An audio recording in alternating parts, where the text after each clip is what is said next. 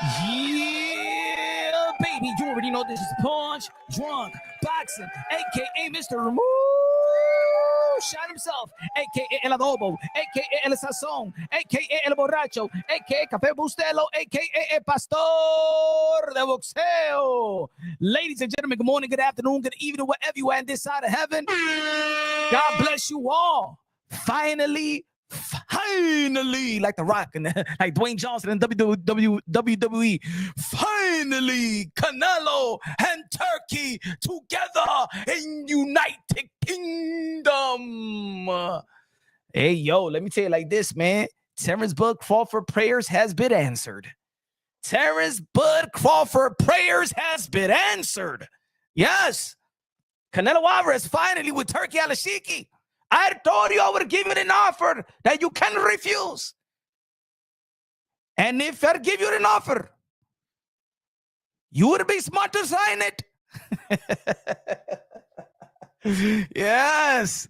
Turki Al-Ashiki say, Canelo, come to United Kingdom. What are you doing? Hey, no, I'm vacation right now. No, I want you to come to the United Kingdom right now. I got a proposition. I got an offer that you could not refuse. Look, I told you I'm working with Al Heyman. I'm working the cartel. I have a lot of business to handle. I have the gasoline station over there in Mexico. And you know what I'm saying? Look. I see the offer that you gave me the other day. It's all right, but not good enough for me. So please, thank you for the invitation. Look at the text message that I send you, my friend. Look at the new offer that I send you. Canelo Alvarez was like this. Canelo Alvarez like, I'll be right there in a private jet. Lo vamos. Vámonos ahora para the United Kingdom. Que tengo un meeting con Turki Al-Ashiki. Edis, me voy de aquí. Quédate aquí, gordito. Quédate aquí que me voy. Vengo para la mañana. Ay. What's good? Everybody in the chat, what's good? Box Latino, one of the members of Punch Drunk Boxing. Let's go. If you haven't become a member of Punch Drunk Boxing, you already know where to go, man. Smash that link right there in the pin. Let's go. Support your boy, Karate Kid in the building. Saudi has the line. Mexico has the lineal. Oh, yeah. Turki Al-Ashiki knows that if he won a big fight for Terrence Bud Crawford, we got to go see the king, El Rey. Canelo Alvarez, a.k.a. King Nelo, a.k.a. Cartelo, a.k.a. Cash Nelo, a.k.a. Payday, a.k.a. Get the fuck out of here, man. Smash that like button, ladies and gentlemen. Smash the like. Canelo Alvarez out there in the United Kingdom meeting with Mr. Aladdin, the Excellency, the King. Nah. Canelo Alvarez is the King. Turki Al-Ashiki is the emperor. Turki Al-Ashiki is the bag. Turki Al-Ashiki is the way. It's like a Wizard of Oz, man. When the Tin Man, when Dorothy, the dog, you know what I'm saying? The Scarecrow, the lion. Oh, yeah. Canelo Alvarez on that yellow brick road, ready to see the Wiz. Canelo Alvarez ready to see the Wiz, baby. Yep, finally. Ladies and gentlemen, this is a powerful union right here, man.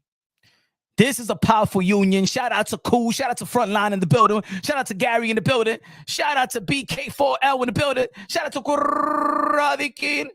You notice everyone has presented an award was someone that went to Saudi to beg Turkey for a payday. No. Let's stop talking about begging for a payday, Gary. We're hearing so much of that. And this is what I was talking about, the American toxic. Gary, what do you mean that begging for a payday? Do you know that these fighters, this is what they do. This is their business. This is their private contractors. They're seeking for the bag, just like just like any other company is going to be calling to seek for the bag. What is this? Let's nip it in the bud right now. What is this thing about a fighter begging for a payday? What is this thing? You know that fighters, this is their job. This is how they feed their family. Hello. I really want to know what is good with the fans when you see a fighter trying to go for his bag. Like, if we don't do that in our respective lives, Oh, okay. He said, I don't mean it in a bad way. We all got to ask for a job. Exactly. You know what I'm saying? Like, either we want to become our own bosses or we sending out applications. We go to school to get a degree, so get a better opportunity to get the job, to get the bag and take care of our family. Like, you know what I'm saying? It's like when people were saying about Canelo Alvarez, potential opponents, all they want is the payday. All they want is the pay. Yes, that's what they want. Duh. You think if I go to work in the morning, you think I want to really go to work in the morning? No, it's because I want the payday. Duh. You know what I'm saying? The reason why that chick that you know that she and you are supposed to be with the chick, but she's blowing you off because she's doing it for the payday. Duh. Mindful Sages says, fighters begging for payday, but these idiots begging their bosses for chump change, raises, laughing my ass off. Viva Pons Dronke boxeo. Mindful Sages. Yeah, man, we all want a payday. We all want a payday. We all do it for the payday. We wake up in the morning for a payday. We do overtime for the payday. We draw a resume. We go to school for the payday. We do it for the payday, baby. We do it for the payday. He said, El Capitan says, you need to give this message to Tio. What I got to give her? Ladies and gentlemen, what do I have to tell Tio? Porque esa es su vida. Esa es su vida loca. Okay? That's his life. This is a career. ¿Qué yo le voy a decir a ese tigre? All I could do is give an opinion on what I feel like. But if the man is out there trying to seek for a buyout because he feels he's in a situation that he don't want to be in, who am I? Who are you? Who am I and who are you? How about if Teofimo Lopez tells you right now, hey, yo, my man, leave that job right now. No. Let me put a face on it. Let me put a face on it. No, let me put a face on it. Better. Let me put a face on it. Nah. People gonna be like, oh, here you go, Punch. Trying to get no. Let's break it down and let's because I'm the only one that's gonna say it. I'm the only one that's gonna do it. I'm the only one that's going to make people think. You know what I'm saying? If Teofimo Lopez tells you, hey, yo, leave your job right now because you don't like your job. You know, they're not treating you very, very good. You could get better money over there. Leave your job right now. Nah, man, you know what I'm saying? And Teofimo Lopez said, what happened? You ducking your boss? Huh? You ducking? What happened? Huh? Go seek pay, man. Nah, exactly. End of the day, we watch this thing as a sport, but we also got to think in the back of our minds that this is his career. This is his job. This is the way that he makes a living. We just watch. This is the way that he and them makes a living. And I keep it consistent. I don't care what y'all saying. I see the little comments there. Oh, yo, Punch. See, you was critiquing and giving you unbiased, and you was telling Teofimo Lopez what we've been saying, yo. Yeah. Because I give constructive criticism and give praise. I always been like that. I don't know what these newfound people that have been seeing my channel and stuff like that be like, finally, huh? Yo, finally, you saying, putting, keeping it real with Tio. I always kept it real with Tio. Y'all don't want to keep it real with Tio. That's what it is. Y'all don't want to keep it real. Hold on. Teofimo Lopez out there. Ring Magazine award ceremony. Shout out to all the fighters. Shout out to all the modern day warriors, modern day gladiators, the one that put their life in the line for pure entertainment. I didn't think that Teofimo Lopez was going to be out there because we never heard Turki Alashiki even mention Teofimo Lopez's name. So I'm like, yo. But now that Teofimo Lopez is over there, and now that Devin Haney is over there, and Bill Haney and Turki Alashiki is over there, I want to hear Turki Alashiki confirm what Bill Haney and Devin Haney have been saying for several weeks and several months. Where is this offer that I was sending Teofimo Lopez in which allegedly he declined? I want to know. I got to know.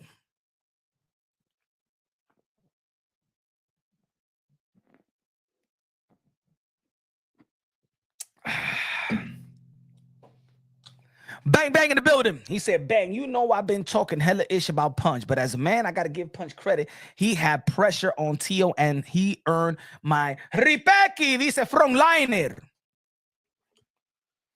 But why in the first place I ain't get the respect front line, huh? Why in the first place you ain't give me the respect that I deserve, buddy? Huh?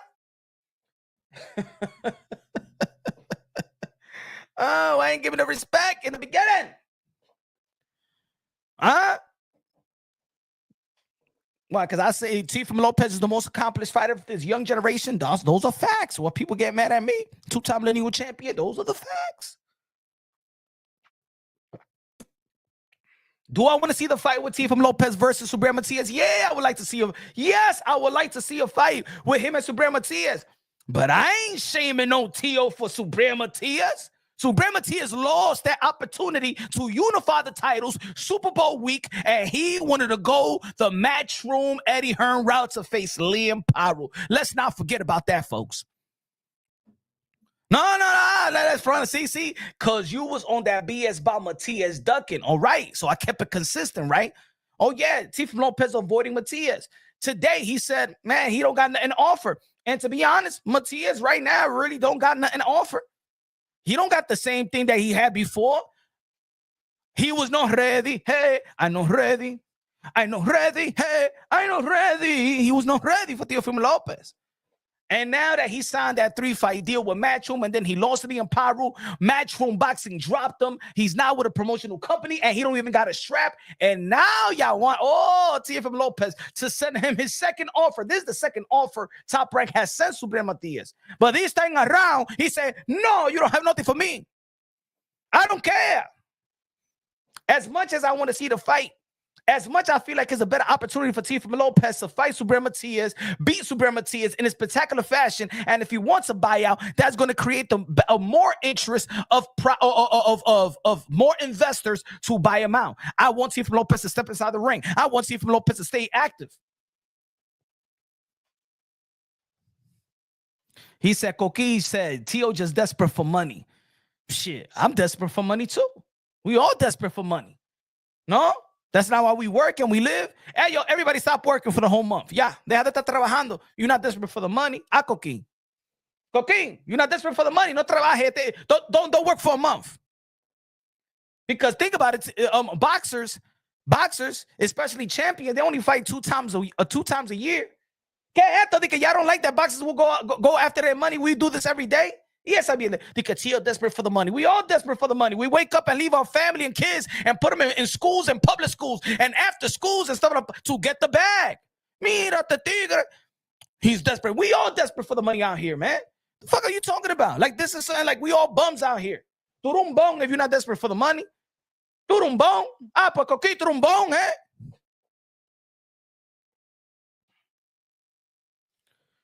Mindful Sage said, I went to sleep 7 a.m. last night working on my business. Así mimito, así, eh? Hustlers are desperate, bro. Even when we getting, man, the belly is never full. We never greedy belly. If you want Tio to work, tell him to stop fighting for $700K. That's why he want the buyout. That's why he want the buyout, right? Ladies and gentlemen, disagree. Hey, yo. We agree, we disagree, but when we disagree, and let's make sense. Let's make sense. Let's not just be hating on this and hating. Let's make sense of it.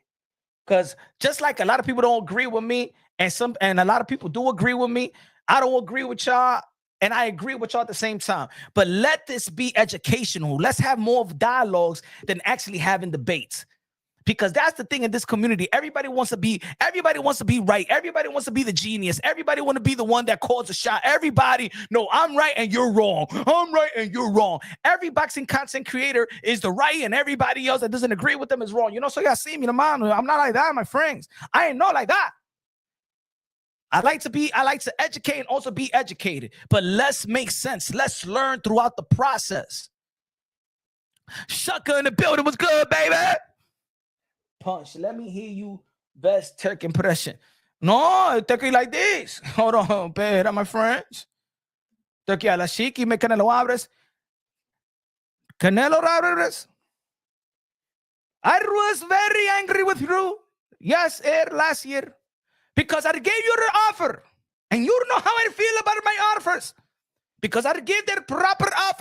give the good offers. I give the type of the offers that you're going to have a big money in your account. And you terminate it. You didn't want it. When somebody declines my offer, I feel like that's a spit in the face. But now I give you another offer, Canelo Alvarez. I wanted you to come to the UK. I wanted you to come to the United States Kingdom and meet with me.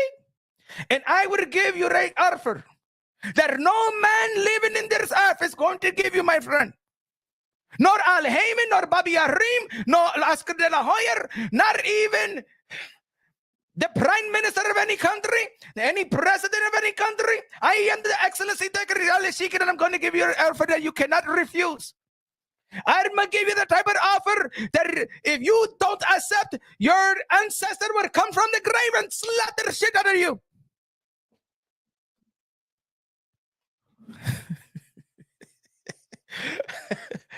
I am offering you more than $200 million. Clean, guaranteed. That's clean. To fight Terrence Crawford, my friend. Would you accept? I don't know, Turki. What do you mean you don't know, motherfucker?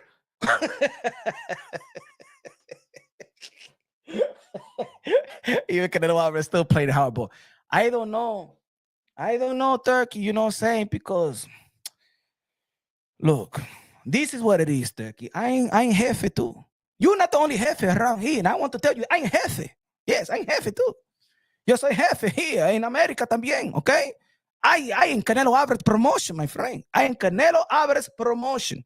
And I have rights too. I own my fights. That's what you don't understand. Hey, Turki, you don't understand about me, que yo soy jefe de aquí, coñazo. I ain't owner, I ain't boss. Huh? I ain't the cartel of the cartel. Me. Canelo, el king, el rey, okay? Your money don't do nothing to me, okay? Don't you understand that if you look at what's happening with me and PBC, it's not PBC present Canelo. It's Canelo promotion presents PBC. Okay, my friend. I am top of El Jamón. I am the top of him. Not like that. Okay, pause. Like Mace and Cameron. Pause. That's what people don't understand about Canelo Alvarez. What people don't understand about Canelo Alvarez, that Canelo Alvarez is a boss. I ain't talking about the little cheap little. No, he's a boss. Go check out the flyer, ladies and gentlemen. Go check out the flyers. It's not PBC presents Canelo. Let me tell you what I'm talking about right here. Hold on. All right. Okay. Hold on. Give me a second. Let me show you what I'm talking about. This is why Canelo Alvarez is. Remember that fight that he had with was it Jaime Munguia? He was locking down a network deal with Mexico. You know what I'm saying? I'm gonna give you an example right here. Hold on. Canelo versus Munguia poster. All right. Let me give you an example. I'm sorry. Canelo versus Charlo. Hold on. Poster. Hold on. Educaciones ahí. Educaciones. Okay. Give me an example. Because you think that PBC is strong. PBC is weak. PBC is in a wheelchair right now and blind. If you look at PBC is on a wheelchair, blind, and 50 and 98 and 198 years old. That's how that PBC is at the moment. Give me a second. Let me take this picture off. Okay. Look at the screen, my friends. What does it say that there? Hold on, let me put it back. And what it says right there. A matter of fact, let me do it like this. Let me do it like this. So y'all can understand where Canelo Alvarez is at this stage of his career. Hold on. All right. Give me a second.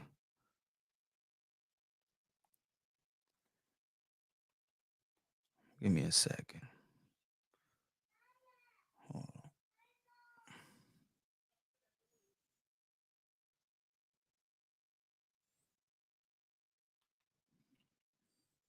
Let me see.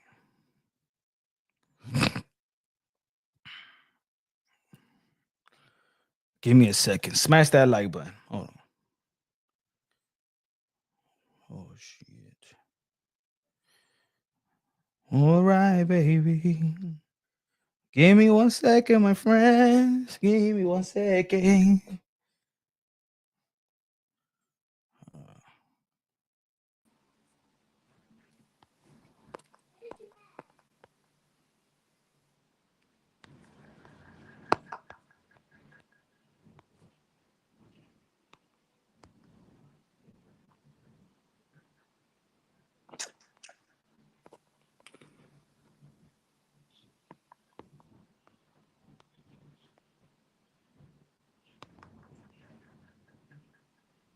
Hold on. Okay.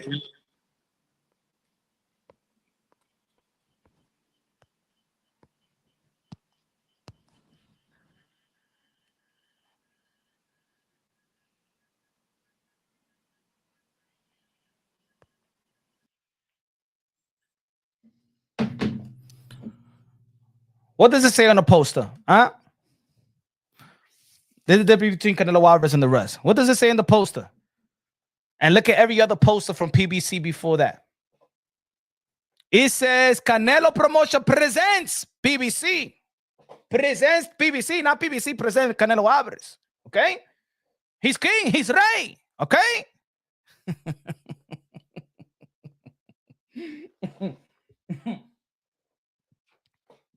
It's Canelo Promotion presents PBC. Not the other way around, my friends. Not the other way around. Es el jefe de boxeo, my friends. Okay?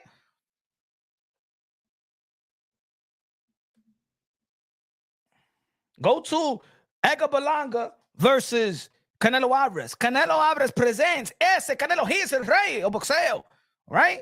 He sells his fights. He owns his fights. You see, like Golden Boy Promotions own Floyd Mayweather fights. So when they sell their rights or they go somewhere else to the zone, whether they go to ESPN, the zone, he takes. If Floyd Mayweather don't own his fights, Floyd Mayweather don't own the fight with him and Oscar, him and Cotto, him and not Cotto, yeah, not him and Mosley, him and who else? Ricky Hatton. He don't own those fights.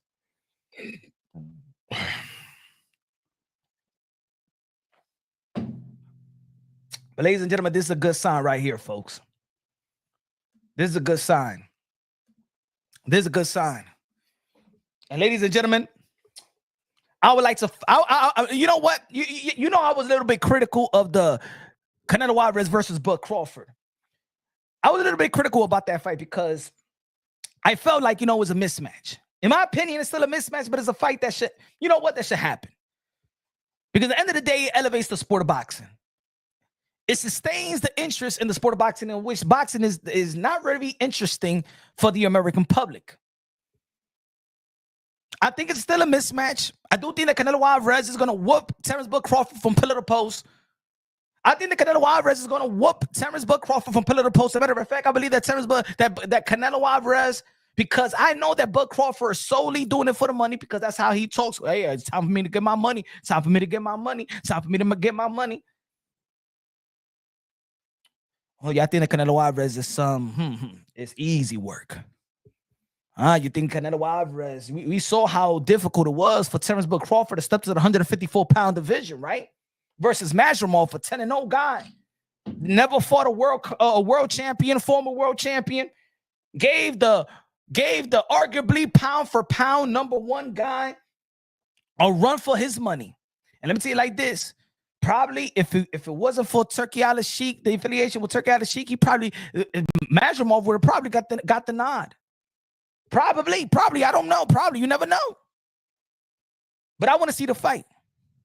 But I'm going to say this, just like I said about when Bill Haney and Devin Haney took that $600K, all money ain't good money. All money ain't good money. I think that people have gotten bored with Canelo Alvarez being in the top of his field for a long time. I think so. I think I think that people got bored of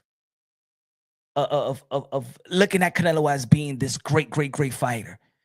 Because if you think that 147 pounder, I still see Bud Crawford as 147 pounder, because for me, he didn't send a statement in 154 pound division. He ain't sent a statement. No, he ain't sent a statement to me. I like the fire, respect Bud Crawford, but we talking about Canelo Alvarez here. We ain't talking about him moving into the 168 pound division and facing the likes of Sullivan. He ain't going up to the 168 pound division to face Edgar Berlanga. He ain't going to the 168 pound division to face Zach Paca. He's going up to the 68 pound division to face El Rey de Boxeo, aka King Nelo, aka Cartelo, aka Cash Nelo, aka Payday, aka get the fuck out of here, man. I don't think that even Bud Crawford could beat Caleb Plant at 168. I don't think that Bud Crawford could beat Demetrius Andre at 168. But you want that work. Y'all want to see Canelo Alvarez and Bud Crawford, then I want to see it too. But let me tell you like this. He going to spank him like he was hitting a piñata in a Sunday kiddie party. Yeah. This ain't taking nothing away from Bud Crawford, but I ain't taking nothing away from Canelo Alvarez. I submit. You want the fight? I want it too. He said, bro, Crawford will destroy Plant. Nah, he won't. Not at 168. Y'all downplaying. That's what I mean. Y'all downplaying it. Y'all going overboard. Oh, fuck everybody at 160. He jumped over. Nah, man. And he older than Canelo Alvarez. But okay, I'm on go with the fight. All I'm saying that, yeah, Plant will beat Crawford at 168. Yeah, I predict that. I predict that Caleb Plant beats Crawford at 168. Y'all think that this is sweet out here? Y'all think that, we could just jump. Oh, Caleb Plant don't got no skills, huh? Okay. All right. Let's live in La La Land. I'm going to live in La La Land too. I want to live in La La Land too. I want to live in La La Land too. I know a lot of people is trying to look. I want to see the fight. All I'm saying is, yeah, I can see that it will be competitive for the first 4 rounds. And that's because Canelo Alvarez likes to start slow. Yeah. And the reason why is because and this is the name I bring up, just like I put on the poster, right? Canelo Alvarez versus Jermell Charlo, Iron Man Charlo, and 154-pound king, knockout artist, both hands, could fight off the back foot like he did Brian Castano.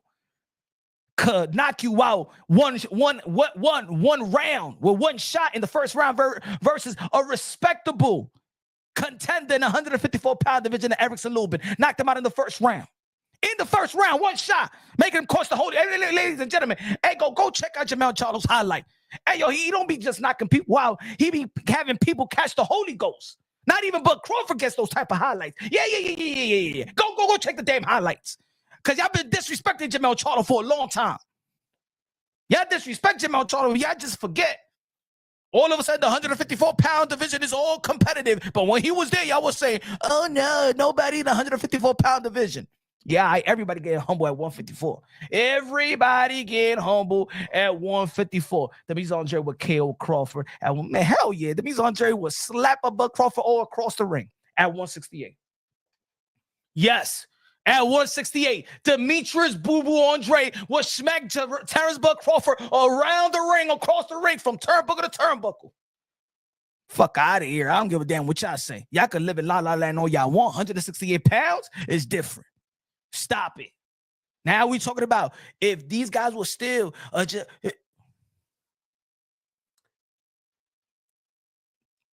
y'all didn't believe what I was talking to, the Jermell Charlo versus Canelo Alvarez, that was the humbling to people to be humble about the matchup between Terrence Bud Crawford and Canelo Alvarez. Then Canelo Alvarez performance versus Madrimov should I humbled y'all more. See, when y'all saw Canelo Alvarez versus Jermell Charlo, and Jermell Charlo publicly stated, he ain't feel none of my punches. Oh, y'all gonna tell me, that Canelo Alvarez that arguably got the best chin in the history of the sport of boxing. Yeah, I said it, damn it. He arguably got the best chin in the sport of boxing, the history, not this era, in the history. Okay? It's because we living in the moment, so we never want to say that this person is the greatest or something like that, because we live in the moment. We always want to say that somebody is the greatest or something of something when they already retired. How much you want to bet that a lot of people that have been missing Floyd Mayweather, in reality, they miss Floyd Mayweather? Hey, yo, let me tell you like this. Even in this later part of his career, I'm like, damn, man, he's defensive. He's boring, man. I miss Floyd Mayweather, man. I wish that Floyd Mayweather was at least in the back end of his prime still. I miss Floyd.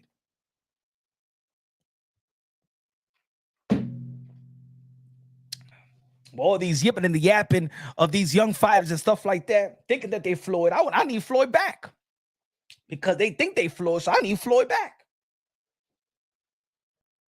He said Charlo went up to win. Charlo went up to win. No boxer is scared of anyone. Boxers only show up to win. Canelo was just another. Thank you, Lou. Thank you. See, you're a boxing fan, man. Charlo went up there for a payday. Man, fucking Canelo Alvarez wanted Jermell Charlo for the payday. That's why he was telling PBC that they better get his money. Jermell Charlo wasn't begging for no Canelo Alvarez. It was supposed to be Canelo Alvarez versus Jermell Charlo's twin brother, Jermall Charlo, and Jermall Charlo put out the negotiations because he was going through mental issues. And they asked Jermell Charlo if he's willing to step in for his brother. And he said, hell yeah, why not? And he got the opportunity. Jermell Charlo wasn't begging for no Canelo Alvarez. Canelo Alvarez was begging PBC for a payday and an opponent. And Jermell Charlo showed up. Let's get the facts straight, bro. Just like Canelo Alvarez wants his payday, everybody else wants his payday. Y'all act like Alvarez is the only one that can be begging for paydays. Then he tell PBC, you better have my money on escrow.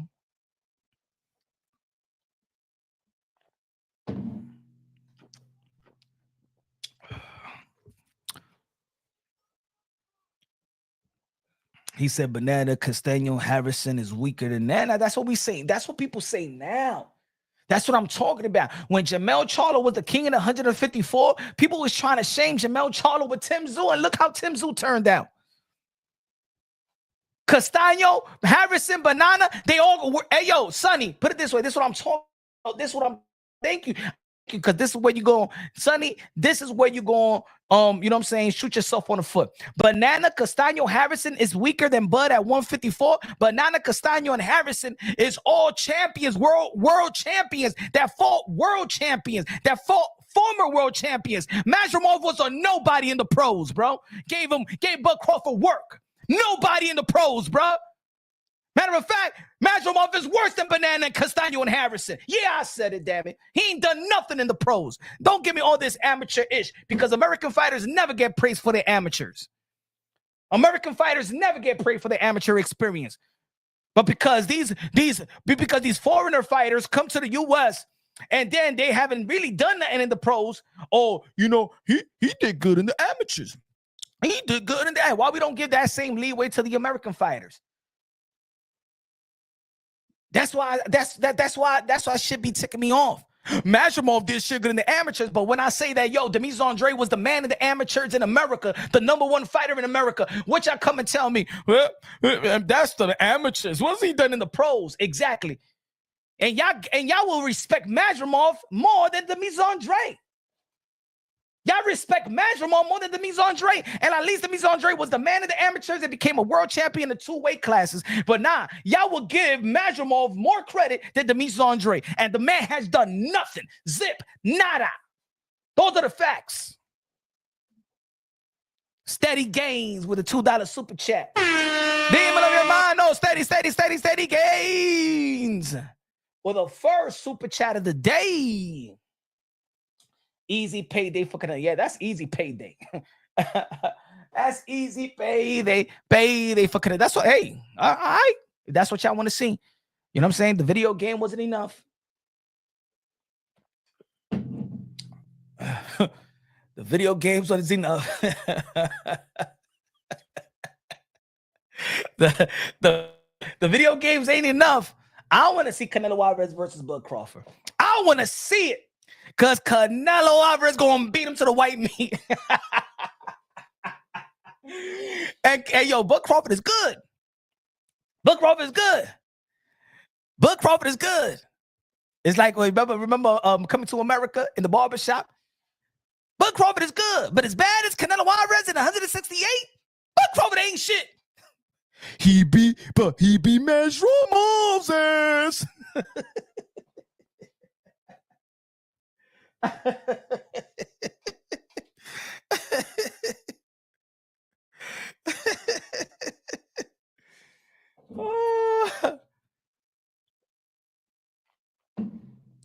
Y'all went from wanting Canelo Alvarez versus David Benavidez to Canelo Alvarez versus Bud Crawford, man. Y'all crazy, man. And that's why I be like, damn, like I've been saying for months and a couple of years, man, this man, Canelo Alvarez, have to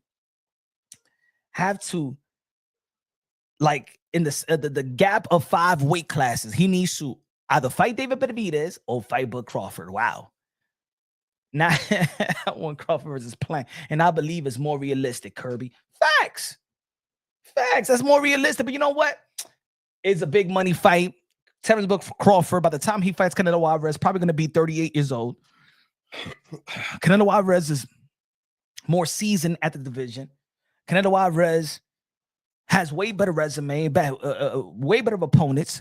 Canelo Alvarez has one of the best chins, and that's the reason why he could carry up those weight classes as well, as long with his skill set. And y'all not humbled. That's why I know how Canelo Alvarez feel. Canelo Alvarez feel, man, look at that. This is how Canelo Alvarez feel. Canelo is like, these people right here, for real. I don't understand that, G.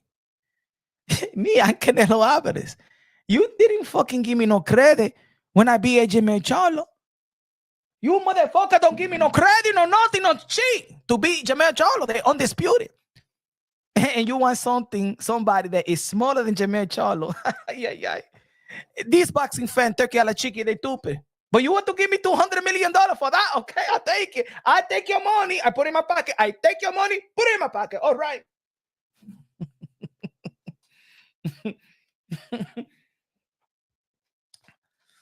This live is brought to you by Presidente Dominican Beer. All right, baby. Okay. Okay, my friend. You want me to, hey, Turki, you said it, you want me to fight him? Okay, I take your money, put it in my pocket right here. I take that put it in the other pocket. I take it, put it in my culo. All right, I take the money. All right, baby. All right.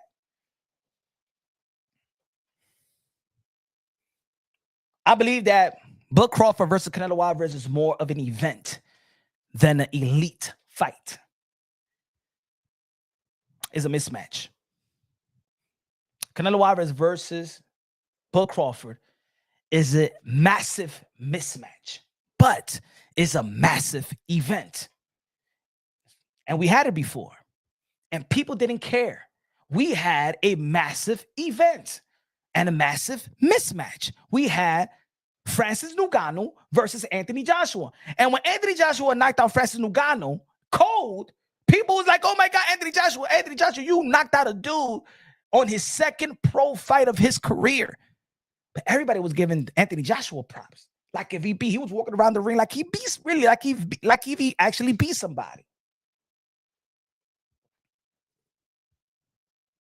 Turki Al-Sheikh is no different than Al Haymon in his heyday in terms of putting fights.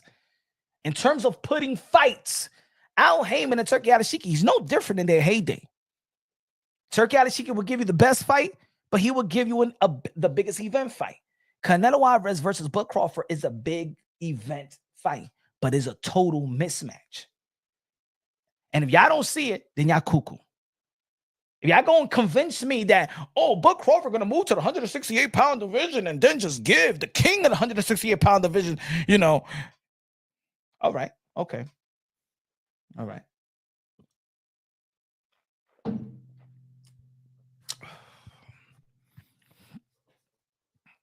If Bud Crawford would have blew Mazurov out the water, right? The illusion is there. Oh. If Bud Crawford would have gone to the 154-pound division and beaten the crap out of Jamel Charlo, people will have a dead man. He'll beat anybody in the 160-pound division. And another thing about Bud Crawford, why I feel like it's even more of a mismatch, because Bud Crawford is not even an active fighter. He's not active. Canelo Alvarez is younger. He's more seasoned in the division, and he's more active. What makes y'all think that Bud Crawford is going to compete with Canelo Alvarez? I'm talking about 12 rounds. What make y'all think that? What fight that y'all saw? What fight that y'all saw? Oh, man, Bud Crawford did. He could be Canelo Alvarez. What fight? What fight was that? Ladies and gentlemen, please help me out because I'm all about educated and be educated as well. What fight did y'all see Bud Crawford and say he beats Canelo Alvarez? Oh, he'll beat the crap out of Canelo. What fight? What fight y'all saw? What fight y'all saw? Oh, shit, he handcuffed it. Ooh. What fight? What opponent? The quicker answer, Nagano. Bud should fight Pacheco and Billy or the guy that just beat Munguia. I want to know. I just want to hear the snack excuse from you. Hey, they might be. It might be. Hey, yo, Sonny. It might be. HLD in the building. HLD in the building. What's good, brother? Hey, look, I'm going to say it like this. Because he decided to affiliate himself with the Victor Contes of the world, there's going to be people that are going to be suspicious if he is. If Canelo Alvarez never been wobbled in the past like 15 years by the biggest punchers of what this generation can offer, Triple G, Kovalev, middleweight division, Daniel Jacobs, and stuff like that, Miguel Cotto, all these guys that could crack in 175-pound division. Bivol couldn't do. He didn't demoralize Canelo Alvarez. And you're telling me Bud Crawford and Jermell Charlo said that he couldn't feel my punches. So you're going to tell me that Bud Crawford is going to go to the 168-pound division and then put a hurt on Canelo Alvarez? Yes, it's going to be suspicious. It is what it is. It's no hate. It's suspicious. You align yourself with that. You aligned yourself with the Pablo Escobar of PEDs. It is what it is. That's why I say if I was them, don't align yourself with them. Why do you need that guy? That's the thing. It's so many people it's so many strength and conditioning coaches and nutritionists and science. Why do you need that guy? That guy. Yeah, I'm saying it right now. It is what it is. So is Canelo Alvarez in a win-win situation or lose-lose situation and stuff like that? Hey, I'm gonna tell you like this: if Bud Crawford put a hurt, if Bud Crawford could drop Canelo, if Bud Crawford staggers Canelo Alvarez, the suspicions of snack is gonna be higher than it's ever been. It is what it is. You align yourself with that. People gonna be like, whoa. Canelo Alvarez never looked like this before. What you think is gonna happen? What you think people gonna say? You think that people gonna hate? It's gonna be logical. You can't even hate on it. It's gonna be logical. It's these fighters fought that wanted to align themselves with that dude.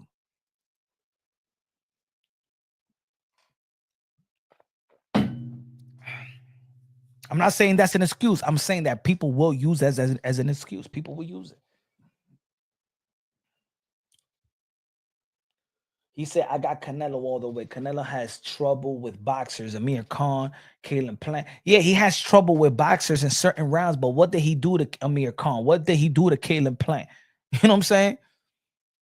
What did he do to these guys at the end of the day? He got problems with them, but what did he do to these guys after?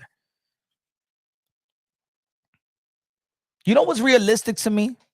If Bud Crawford does what Canelo, what Floyd Mayweather did in that age, still Floyd Mayweather was fighting 2 times a year, right? Bud Crawford this year alone, could do something even greater. If I was Bud Crawford and I say, you know what, let me get 2 fights in. Let me move up and better get, because even Jermell Charlo said, when I went to 168, I only rehydrated 4 to 5 pounds. You know what I'm saying? Demetrius Andre, he just moved up to the 168 pounds the same year that he fought David Benavidez. He said, I couldn't even rehydrate like that. I didn't rehydrate like that. Y'all forgetting about what Canelo Alvarez is going to be rehydrating because he's been in that way for such a long time. You think that, and then if Bud Crawford going to do the same thing, trying to rehydrate more, you think that Bud Crawford is going to be stronger, quicker? Think about it. Bud Crawford in a 154-pound division, he was a slight slower. And then people didn't see it. People want to say, oh no, is that Masvidal was a tricky fighter. He was, stop with the fucking shit. Bud Crawford got hit in one round with 3 straight right hands, bro. Like he ain't even saw that coming. And Masvidal was like this. Bing! Or it was left or right. But bing! Bing! You remember that sequence? You remember that sequence when Masvidal hit Bud Crawford with 3 straight right hands? Like Bud Crawford didn't even see it. He wasn't disguising it with a 1-2 or nothing like that. Bang! Bang! Bang! The clip is still out there. That's one of the highlights of the fight. Crawford looked slower versus Masvidal. How you think he's going to look versus Canelo Alvarez? Wasn't like Masvidal was putting a hurt on Bud Crawford. He was just throwing feints. He was just throwing feints.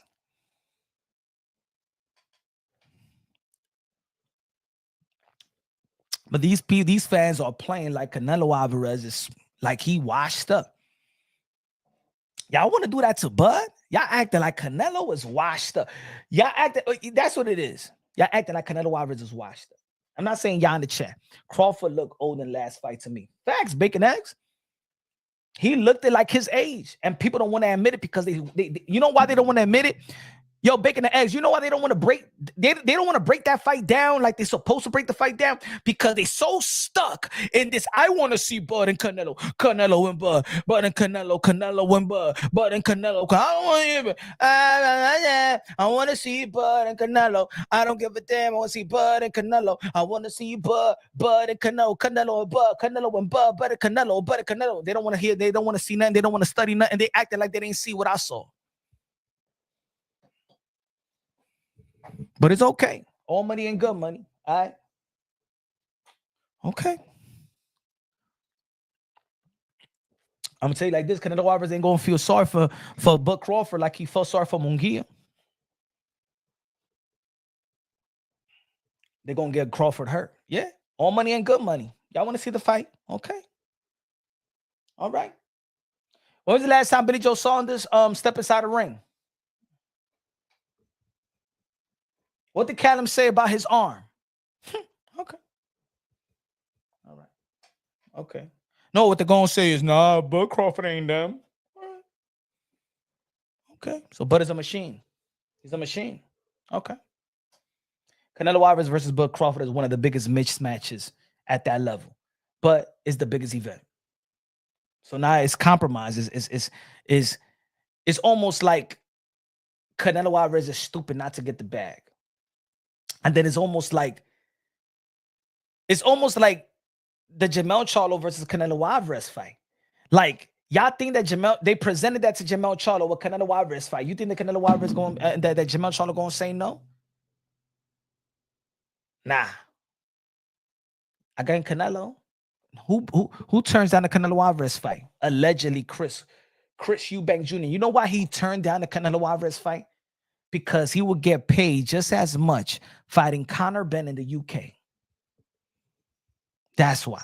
Because he got just as big of a fight, and he could beat, and he'll be the favorite to beat Conor Benn. That's why Chris Eubank Jr. could be like, man, if I lose a Canelo, I'm gonna get her bad. And I'm gonna get a bag, probably $5-6 million. But I could get that and be the favorite versus Conor Benn and sell out a stadium. So a guy like Shadow goes in the building. So a guy like Chris Eubank Jr. He wasn't desperate for a Canelo Alvarez fight because he got a stadium fight waiting for him. That's the difference between a guy. Jermell Charlo needed to take that Canelo Alvarez fight. Jaime Munguia needed to take that Canelo Alvarez fight. Edgar Berlanga needed to take that Canelo Alvarez fight. But a Chris Eubank Jr., he got a stadium fight waiting for him in the UK. And that's what Conor Benn, and everybody else knows that. So he ain't desperate for money. He come from money. So he come from money. He not desperate for money. So you could see why Chris Eubank Jr. be like, nah, it's not enough.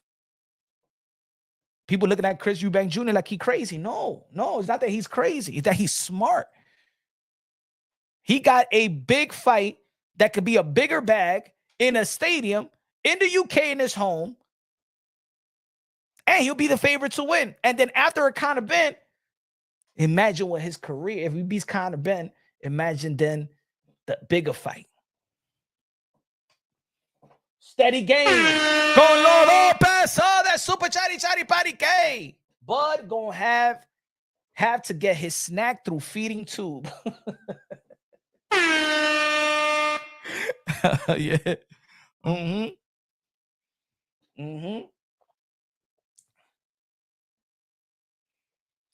They think they think they could replicate what Durant did to Barkley. Yep. That's what it is. Because they believe that Bud Crawford is special. But like I said before, I don't give a damn. I know, man, I studied boxing 24/7, man. I look at fights in the 50s and 60s and 70s. Anybody that knows me. That's what I do all day long. Study all day boxing. Seeing the best fights. From Sandler to from Willie Pep versus Sandy Sandler, all those fights. Bud Crawford is a Hall of Fame, first ballot Hall of Fame, but his resume is not first ballot Hall of Fame. Listen to what I'm saying, right? Terrence Bud Crawford is first ballot Hall of Fame, but his resume is not first ballot Hall of Fame. His resume is not Julio Cesar Chavez. His resume is not Oscar De La Hoya. His resume is not Floyd Mayweather. That's what I'm talking about. The top tier resume as a top tier first ballot Hall of Fame. No. When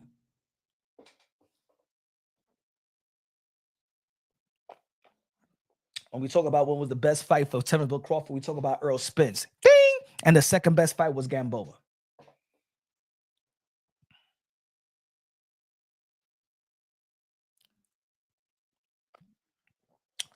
The thing that gets me mad is the contradiction. Is that people be like, yo, why Canelo Alvarez is fighting Jaime Munguia? Why Canelo Alvarez is fighting Edgar Berlanga? We want to see David Benavidez. And then we'd be like, why Canelo Alvarez is fighting Jamel Charlo? But then when it comes to Bud Crawford, it's like a good fight. No, it's just as a mismatch.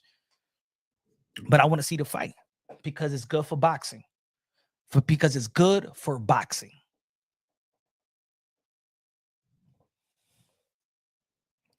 I don't care, Oka. I don't care how you say, my friend. I drink a presidente because I feel like a presidente. That's what I'm talking about. He said, only loser drink alcohol. I don't care. You in punch the wrong boxer, my friend. Okay? I ain't drinking president because I feel like President Donald Trump. I feel like Donald Trump, so I say I want president in my system.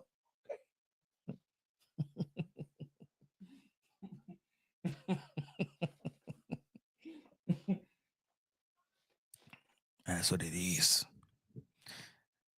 Shout out to Karate Kid. He said it was good to see Robert Garcia get Trainer of the Year.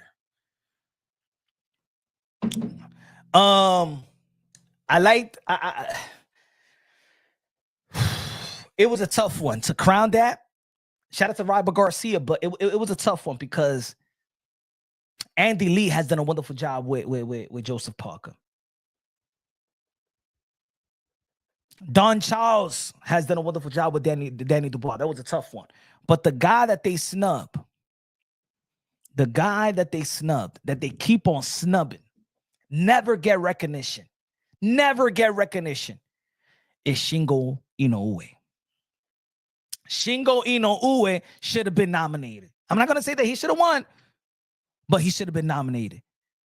Shingo Inoue should have been nominated. They've been snubbing Inoue for a long time. Inoue's dad, Shingo Inoue, they be snubbing him.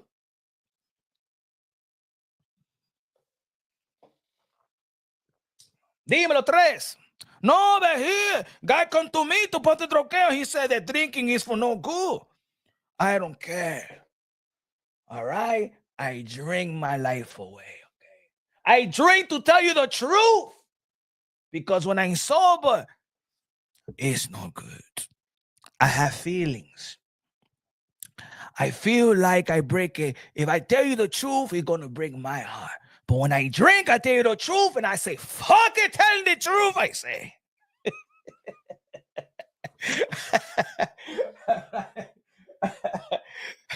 Sometimes in relationship, you don't want to tell your lady something the truth because then she cry, then she moan, she sad, and then when she sigh, it break your heart, and you don't want to tell the truth. But when I date the president, I feel like president. When I drink, I tell the truth, and I don't give a fuck. That's what it is.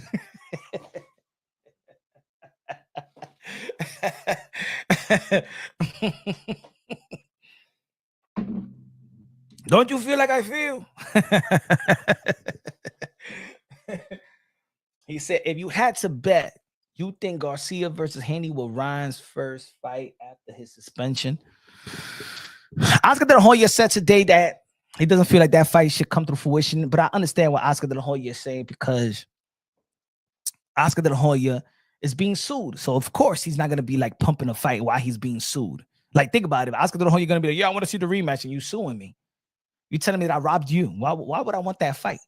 So if I was Oscar De La Hoya, I'd probably be saying the same thing.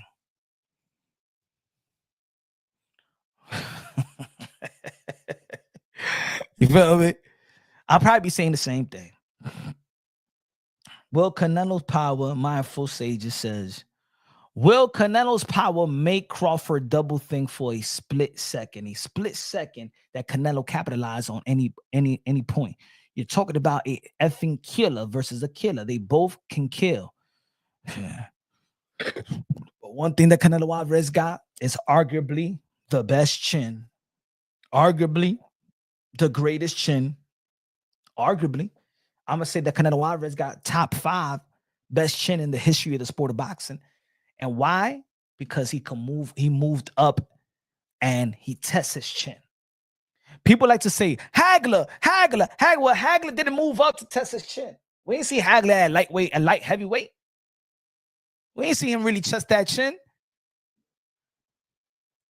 Alexander Usyk test that chin more. Not even Triple G really test that chin. Triple G stayed at middleweight division. He didn't test that chin like Canelo Alvarez. Canelo Alvarez kept moving up, testing the chin. Manny Pacquiao moved up, testing his chin. Oscar De La Hoya moved up, testing his chin. Floyd Mayweather moved up, testing his chin. Roy Jones Jr. moved up, testing his chin.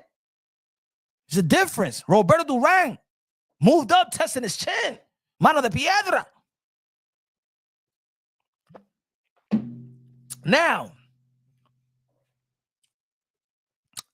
I think that his chin, Canelo Alvarez's chin, aside from his skills, is what gives him the confidence that he could beat anybody in at any size. If Canelo Alvarez had a Mir Khan chin, then Canelo Alvarez wouldn't even be successful like that. If Canelo Alvarez had, it's just that he got an effing chin. I don't see Bud Crawford. I don't care. I don't care about what anybody say. I don't care. Canelo Alvarez is nice. Canelo Alvarez have great upper body movement. Canelo Alvarez know how to close the gap. And he does it smooth. He don't try to overrun anybody. He got good, decent footwork for his athleticism. He gets what he needs to get. He gets where he needs to go. He still got to Jamel Charlo, where Jamel Charlo was in the back foot. He'll still get to Caleb Plant. Now, what people are going to say, oh, no, but Bud Crawford is different. Man, Bud Crawford is different, yeah, but is it still, and I'm going to say like this, it's going to be a 20 by 20 foot ring. Because you heard what Canelo Alvarez said, like a year ago about Bud Crawford. He said, he wrong and I don't like it too much. Yeah, 20 by 20. Ain't going to run nowhere. Ain't no you can have with Canelo Alvarez. Ain't nowhere nobody can have with Canelo Alvarez.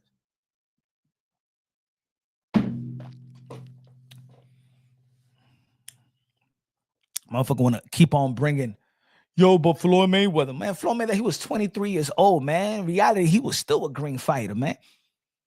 He wasn't even close to his prime, bro. Canelo wasn't even close to his prime. Canelo wasn't even close to his prime. I hate when people trying to come Mayweather, bro. That's what was, man. That fight was 10 years ago. 10 years ago. I act like Canelo Alvarez ain't growing to it in 10 years. He said, if hitting the head is a skill set, then hitting a part of the body that is much larger and has consequences, the body must be skill set too. Hey, yo, man, Canelo know how to break people down. Canelo hits the hips, hits the arm, hits the elbow. Man, he know how to paralyze the dude, man, in there.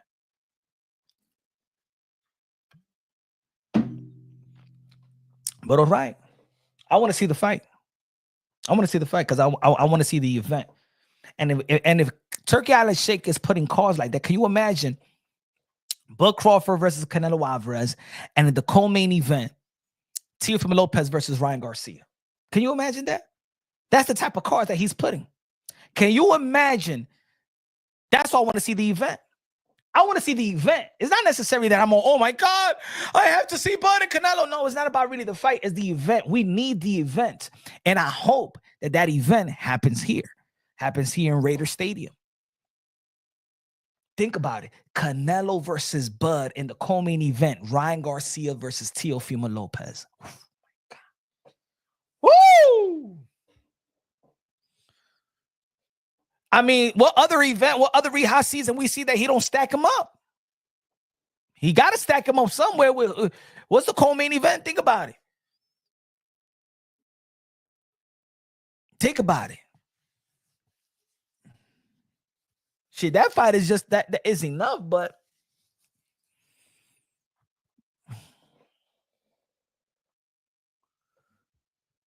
come on, man.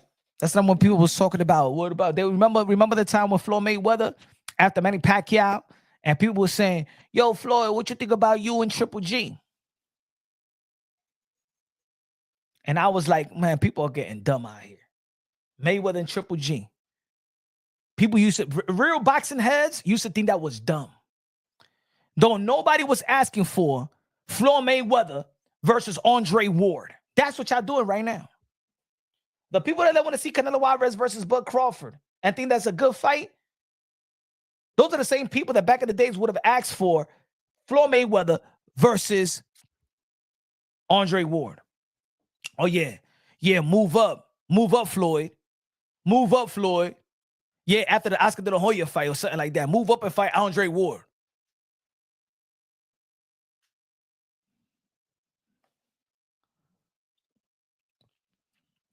Let me see. Let me see what the energy is at. Who's better, Floyd Mayweather or Bud Crawford?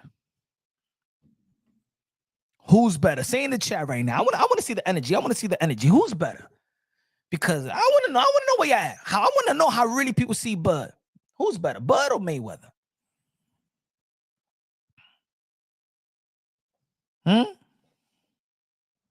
Talk to me now. Who's better? Floyd? Sonny said Bud is better. I can see you trolling, but it's all right. So Bud is better than Floyd Mayweather. Pretty boy Floyd. What fight? What fight? Huh, Sonny? Castillo was an ex-world champion and McDonald was an ex-world champion. Who the hell was Mazurmov? Who the hell was Mazurmov, bro? Somebody y'all gonna be like, well, he was good in the amateurs. Y'all don't give a damn about amateurs. When we talk about, yo, Ryan Garcia as a 15 national title winner, that's the amateurs. When we like to bring up, yo, look at what Tank did in the amateurs, 200 plus amateurs. Who cares? Demise Andre, who cares? Nobody cares about American fighters in the amateurs. So why we give up? Who was Mazurmov? Who's Mazurmov? I want to know. Oh, because he gave Bud a run for his money and people were stuck. People got humbled.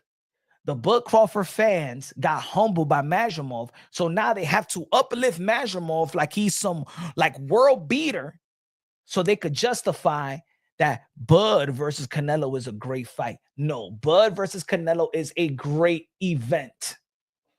Just like Jake Paul versus Mike Tyson was a great event. But Bud Crawford and Canelo Alvarez ain't no Katie Taylor versus Amanda Serrano. It is not no Duran versus Leonard. Yeah, Hagler Hearns. Who loved Hagler Hearns? I love that fight. Yeah, that lasted 3 rounds. Yeah. Go ahead. Go ahead, Bud Crawford. I want you to go at Canelo Alvarez like that. Yeah, it's gonna be epic. Yeah, but I want you to go after the Canelo Alvarez like that. Show me, baby. Show me, buddy. Come on, buddy.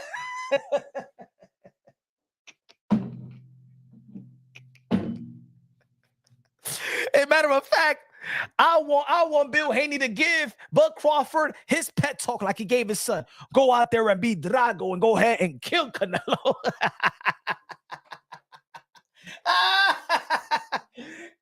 Because people said, hey, yo, Brian Goo. Oh, Brian Goo's right in the building. Because they saying, but Bud Crawford ain't Jamel Charlo.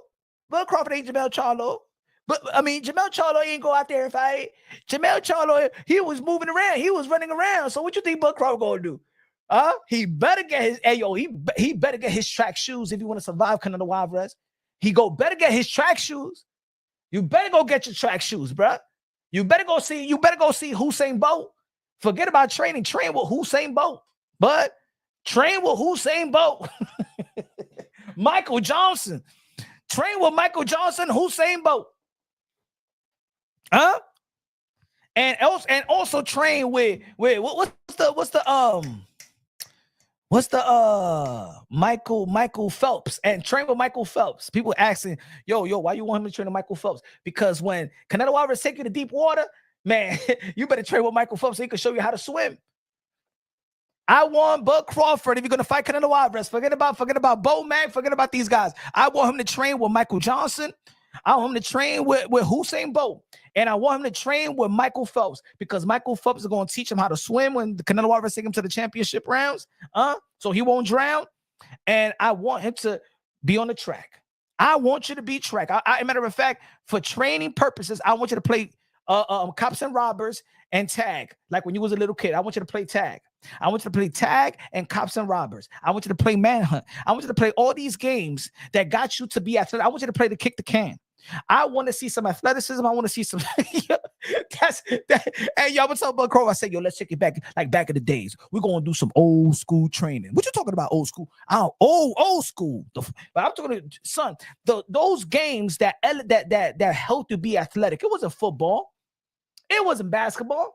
It was the first games that made you become an athletic person. It was tag, manhunt, kick the can, made you think. Hot piece of butter, feel me? That make you run. When somebody whip your ass, run with the belt, you ran. I want to play, and then I want you to play musical chairs. Reaction. Reaction, rhythm. Oh, reaction, gotta sit down. Reaction. Canelo Alvarez go whoop a Crawford from pillar to mother effing poster to wake me.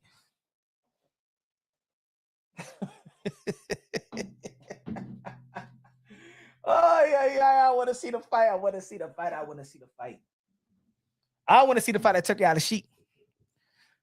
Punch, wrong boxing. I saw your live the other day, and you said that Bud Crawford would get beaten up from pillar to post by the Canelo Alvarez. But I'm going to tell you like this, my friend. Did you see Canelo Alvarez versus Austin Trout?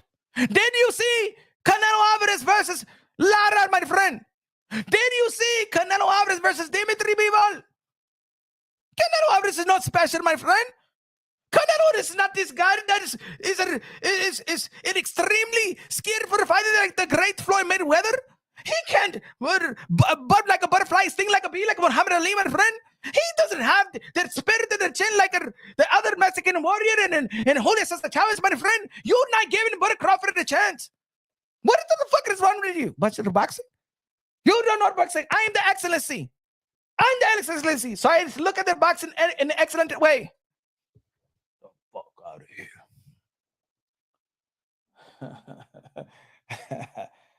Yes.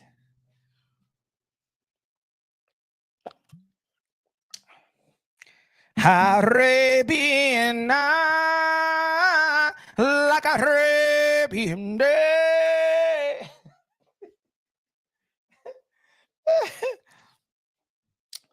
Come into the Mike Smoke shop if you really think you could really punk us.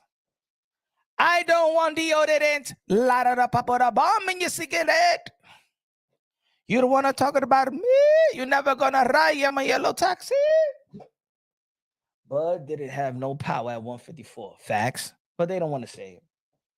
They're gonna be like, but power ain't everything. You know, look, they're gonna say, look, if you say that, well, Bud Crawford ain't had no power 154. Well, power ain't everything. I mean, look, Dimitri Bivol ain't had power and he still outboxed him. Floyd Mayweather ain't had power and he still outboxed him. That's what they're gonna say. But then they forget that, hey, Floyd Mayweather was a defensive whiz. Is Bud Crawford a defensive whiz? No, but forget it. We're gonna see the fight.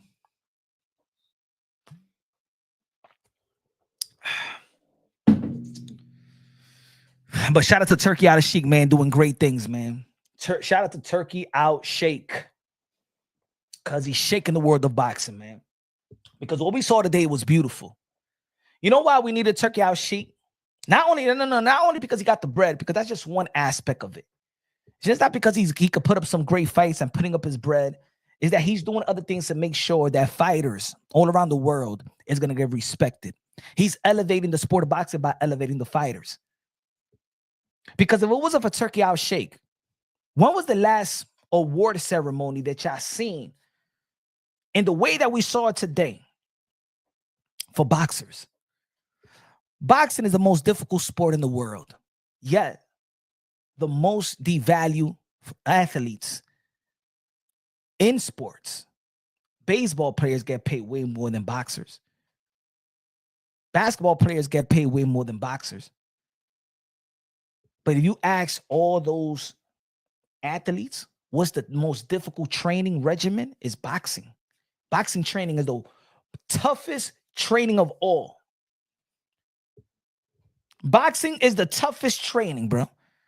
Man, you don't even got, man, just a heavy bag alone can make you vomit. Forget about you running 10 laps around.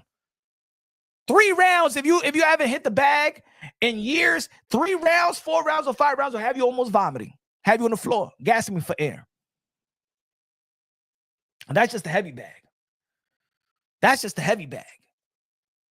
Ladies and gentlemen, you got to remember that you got to fight to prepare for a fight. How many fights do you have to prepare for a fight? Talking about sparring. In boxing, you risk your life practicing to get those 36 minutes. That's how hard boxing is. That you risk your life preparing in preparation. Not even, let me say it like this. Not even soldiers go through what boxers go through. Or they got difficult training, but they don't risk their lives in training. Boxers actually risk their life in training to fight when the lights are bright. And that's when people be like, hey, yo, but these boxers ain't, man, these boxers are stupid. These boxers, you know what I'm saying? They mental. Hey, yo, man, they get hit. They get in the head for a living.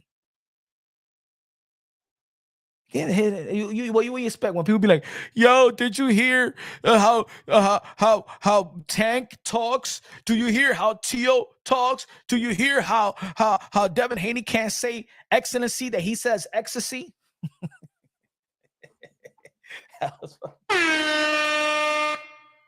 Devin Haney keep on saying yo ecstasy.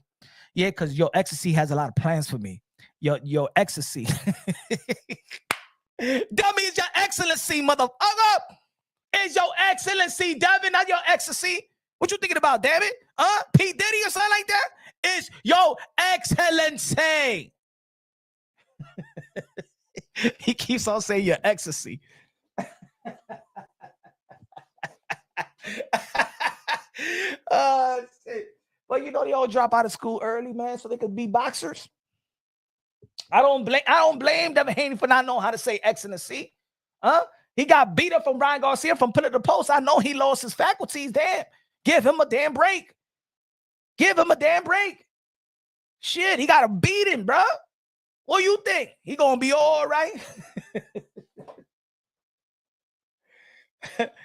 He said, what happened to the punch? Tio not ready. He not ready for Subir Matias right now. He not ready. He don't want it right now. He said he no good. He don't have nothing. No tiene correa. He don't have nothing. I don't fucking like it.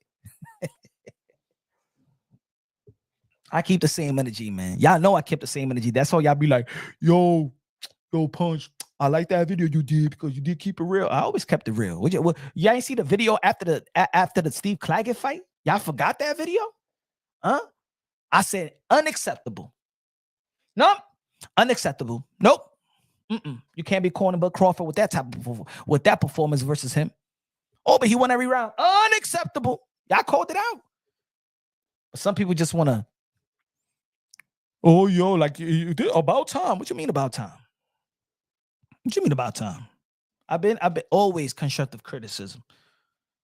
It's not an everyday thing because Teofimo Lopez is highly accomplished.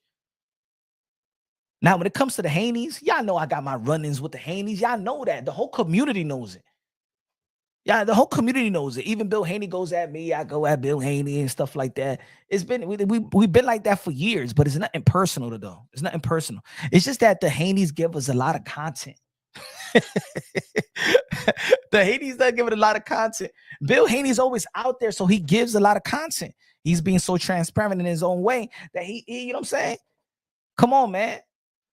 You think that we wanted to talk about Devin Haney's wifey having a prison call with Young Thug? We didn't want to talk about that, but the shit just right on our laps. The shit just sat right on our laps. All right, we got to talk about it. You think I wanted to talk about that? Yeah, it is what it is. You think that we wanted to talk about the shit that happened in the carnival when he threw a punch and miss? Come on, man. I didn't want to talk about that, but they just give us the type of content. But you know what? But what I did yesterday, you see how I keep it unbiased, logically and objectively. You see how I keep it unbiased? What I did yesterday. And even if you look at the comment section of that video, when I'm giving Devin Haney prize for going out there to the UK, and the UK people show a different type of love than American. We toxic. We just hate everything. But over there in the UK, they respect fighters way more than we respect fighters. And I believe that was a good look for Devin the Dream Haney. Right? And to be honest, Devin Haney in his interviews was saying the right things. As a matter of fact, I was listening to Devin Haney for the past, yesterday and the day, and I'm like, you know what? Damn, we need Devin Haney to talk more because damn, think about it, especially in the subject of Eddie Hearn. You saw how Bill Haney was talking about Eddie Hearn yesterday, going in on Eddie Hearn, and I want you to listen to the contradiction. And this is what, when I went to the boxing voice, and the other people in the channel didn't want to hold Bill Haney accountable, and I was smoking Bill Haney on the boxing voice, and he needed Nestor Gibbs as his bodyguard. Huh? Listen to what Bill Haney said, and listen to what Bill Haney told me months ago. Listen to what Bill Haney said yesterday, and listen to what your boy Punch One Boxing said on the boxing voice, where people was like, yo, Bill Haney, he was smoking you, man. Shut the hell up. You smoking crack. Listen to the contradiction. And this is the reason why I say what I say. Hold on. Give me a second. Pay attention to this, folks. Pay attention. Pay attention to this. Hold on. Where we at? Pay attention to this. Listen up. Hold on. Listen to what he said about Eddie Hearn. Look, let me set the table. Listen to what he said about Eddie Hearn. Remember our conversation in the boxing voice. I said, what's on the table, Bill? And he said, Bill told us that Turki and Matchroom will pay us, and and Top Rank will pay Teofimo Lopez, because he was saying that Turki Al-Sheikh gave Teofimo Lopez an offer, which I said there was no proposal. which is a real offer in boxing. So when I'm talking to Bill, I ain't talking to everybody. I ain't talking to Bill like I'm talking to you. I'm talking to Bill like he know what I know and understand what I'm talking about. I'm talking about the language in the sport of boxing. A real offer in the sport of boxing is not, oh, yo, Turkey, you know, and Turkey said, what the fuck do you want from me? And Bill Haney, well, the fights that, what kind of fight do you want? Who do you want?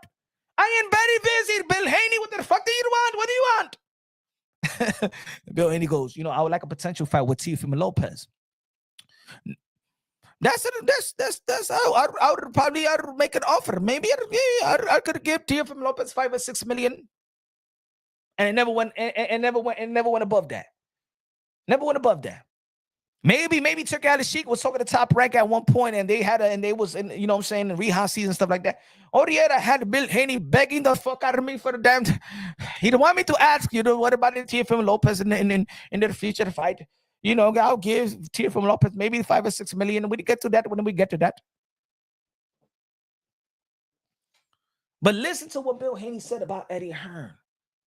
Listen to what Bill Haney said about Eddie Hearn, and then listen to what he told me on the Boxing Voice. Hold on.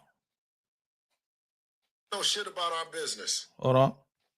Eddie doesn't know shit about our business. Eddie doesn't know shit right now. He's been quite vocal in saying he believes that Team Haney, Devin, want too much money for a He doesn't know shit. I haven't talked to Eddie about any kind of business. Listen again. I haven't talked to Eddie about any kind of business. Listen, I haven't talked to Eddie about any kind of business. Listen, I'm going to play it again. I'm going to keep on playing. It's going to keep on going. Hold on. Team Haney, Devin, want too much money for a He doesn't know shit. I haven't talked to Eddie about any kind of business. I haven't talked to Eddie about any kind of business. I haven't talked to Eddie about any kind of business. Wait a minute. Didn't Bill Haney tell me on the Boxing Voice that Matchroom Boxing and Turkey will pay Devin and Top Rank will pay Tio? But you haven't spoken to Eddie? Like you said, there's an offer on the table. What's on the table, Bill? An offer to fight Teofimo Lopez and Devin Haney. What Top Rank will pay their side of the fight. Devin Haney will be paid from the Matchroom, Turki Al-Sheikh side. That's it. What's the update with partnership with you and Devin Haney? Once again, Punch Drunk Boxing with the smokity smoke. Once again, Punch Drunk Boxing with the receipts. Once again, this is the reason why I don't give the Haneys the benefit of the doubt. Because of this shit right here. He'll tell me one thing to me and then say in another interview that he ain't working with no damn Eddie. Let's keep on going. Now, this was the interview. Look, so y'all can hear it. This was the interview that I had with Eddie Hearn during the Boots versus Karen press conference. Is there anything? And we're not. Hold on. What partnership with you and Devin Haney? Is there anything? And we're not. We're not. We don't have a contract. Always get on with Devin and Bill. Love to work with them in the future. We'll see what the future holds. Yeah, because I had a dialogue and debate with Bill Haney last week on the Boxing Voice, and he said that Turkey and Top Rank offered Teofimo Lopez a fight, and then he said, well, Turkey and Matchroom is going to pay us, and Top Rank is going to pay Tio. I'm like, but you're not with, well, Eddie's just going to cost some money and give it to you? Listen, I spoke to Bill last week. He spoke to Bill last week, right? On that interview, he said he spoke to Bill, right? But was it about Tio? Was it about Tio? Or was it about Liam Paru? Hold on. I believe we'll work with Devin Haney again, for sure. But he needs to fight. He needs some kind of strategy, and looking forward to seeing him back in the ring. The last time that I want to talk to him. I want to talk about Liam Paro, one of his fighters. He reluctantly didn't talk to me. He says, yeah, I bet you will want that. And I just wanted to discuss it. So it never got any further. Paro started going in the media talking about that Devin wanted too much money. Eddie never came and cleared it up. You know what I mean? So I don't know what the fuck Eddie is talking about, for real. You know what I mean? But if the time came to do it, you know what I mean? We'd sit down and make it happen, no different. But we're not talking about anything right now. So, you know, he's just talking rubbish. Now, let me say it like this, ladies and gentlemen. If there was an offer for Teofimo Lopez given by Turki Al-Sheikh, and that Backroom and Eddie will go and pay Devin Haney for the fight, wouldn't Eddie Hearn already have would have came out? Because you know that Eddie Hearn don't like Teo. Eddie Hearn would have been the first one to be like, well, we offered Teofimo Lopez a fight. Turki offered him a fight, and he said no. Turki Al-Sheikh, who have exposed Canelo Alvarez, who has exposed for not accepting the offer, the first offer, exposed Jerome Bruce Ennis for not accepting the offer with Virgil Ortiz, and exposed Tim Tszyu. You don't think that Turki Al-Sheikh is going to say, this motherfucker and Teofimo Lopez did not want to accept an offer of Turki, the excellency, Turki Al-Sheikh, my friend? You broke motherfucker that's always talking about that you have not even $1 million. You're not going to accept the excellency contract offer? Get that fuck out of here like Canelo Alvarez told Dimitri Andre. Right? Turki Al-Sheikh would have exposed Teofimo Lopez just like he wanted to expose Canelo Alvarez. And I'm saying like this, Turki Al-Sheikh, yo, you could tell that he's a guy with money, but he is cocky and petty too. Turki Al-Sheikh, let me tell you like this. Yeah. He looked like a ding ding ding ding ding ding ding. He looked like he's a good guy. But just like anybody with money, they got some type of ego. Just like anybody with that type of money and that type of power, you got to have some type of ego. It is what it is, the nature of people with money. You got to have that ego. You're on a power trip. What was the power trip? How did Turki Al-Sheikh wanted to teach Canelo Alvarez a lesson? He went there with the competitor, the UFC, to put on an event on the Sphere and the same day as Canelo Alvarez versus Edgar Berlanga. Was it Edgar Berlanga or Jaime Munguia?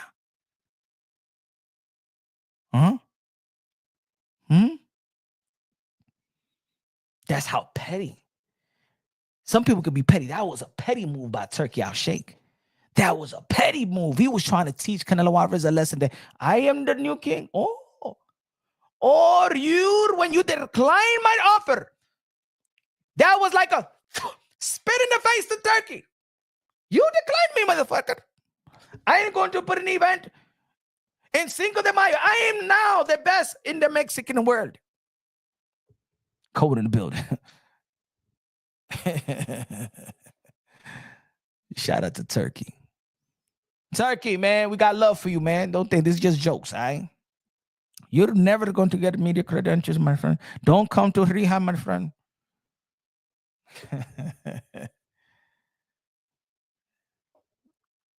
But anyway, I want to see now that Teofimo Lopez, Devin Haney out there in the UK, around Turki Al-Sheikh. Y'all know right now there's music playing. Right now there's gonna be a couple of little drinky drink. Everybody having a good time. Right now, as we speak, they're right now out there in the UK having a good time. All the fighters, they eating, they having a good time, they mingling and stuff like that. You're gonna see some videos come out. You're gonna see the videos of Ryan Garcia, watch is gonna come out because all these guys ain't gangsters. They don't really hate each other. They're just highly, highly competitive, and ego is getting in the way of sometime getting those type of fights in, right? They don't hate each other like that. Devin Haney don't hate Teo. Teo don't hate Devin Haney. Ryan Garcia don't hate Devin Haney. Devin Haney don't hate Ryan Garcia. Now, Ryan Garcia may feel a certain way because you know what, man? Come on, we known each other since we was kids, man. You know I ain't no fucking cheat, bro. And anyway, man, who the hell is me trying to cheat to beat you? I already beat you 3 times in the amateurs. What do you mean I need to cheat to beat you? Hey, you don't got no power. Man, Osterman, man, was saying that was in my system. I ain't need to cheat you. That's the common sense of Devin Haney and Ryan Garcia. That's the common sense. Who the hell? Yo, I'm gonna say it like this: anybody going to cheat, they're going to cheat to face Mike Tyson, and Canelo Alvarez, somebody with power, somebody that could hurt. Huh? Come on, man. I saw Devin Haney step on a water bug the other day, man. That shit just kept on walking. That's how much. That's how how much of not power Devin Haney got. Yeah, I saw the other day, man. He stepped on the water bug. The water bug just kept on walking and stuff like that, laughing, looked back and laughed. If Ryan Garcia ain't cheat versus Tank Davis, he ain't gonna go and cheat on no damn Devin Haney.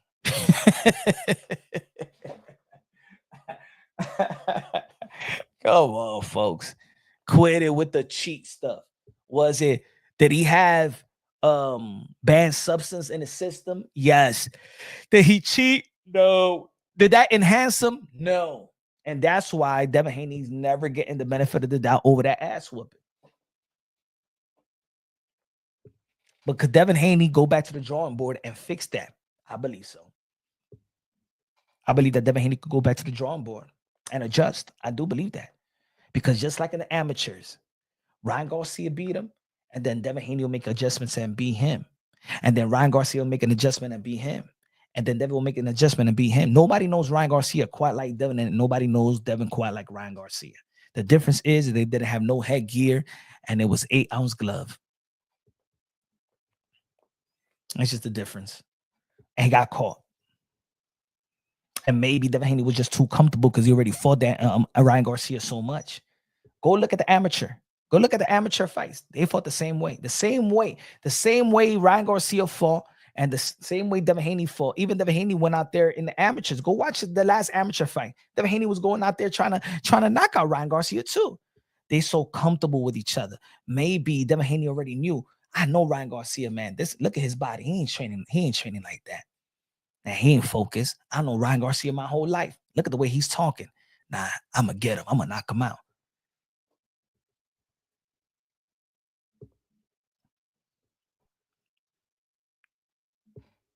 And no, Ryan Garcia was not sharp that night. Ryan Garcia was not even sharp that night. That was just second nature. His left hook is just second nature. Everything else was not working for Ryan Garcia. It's just the left hook. And he was showing a better shoulder roll than Devin Haney too. Shit.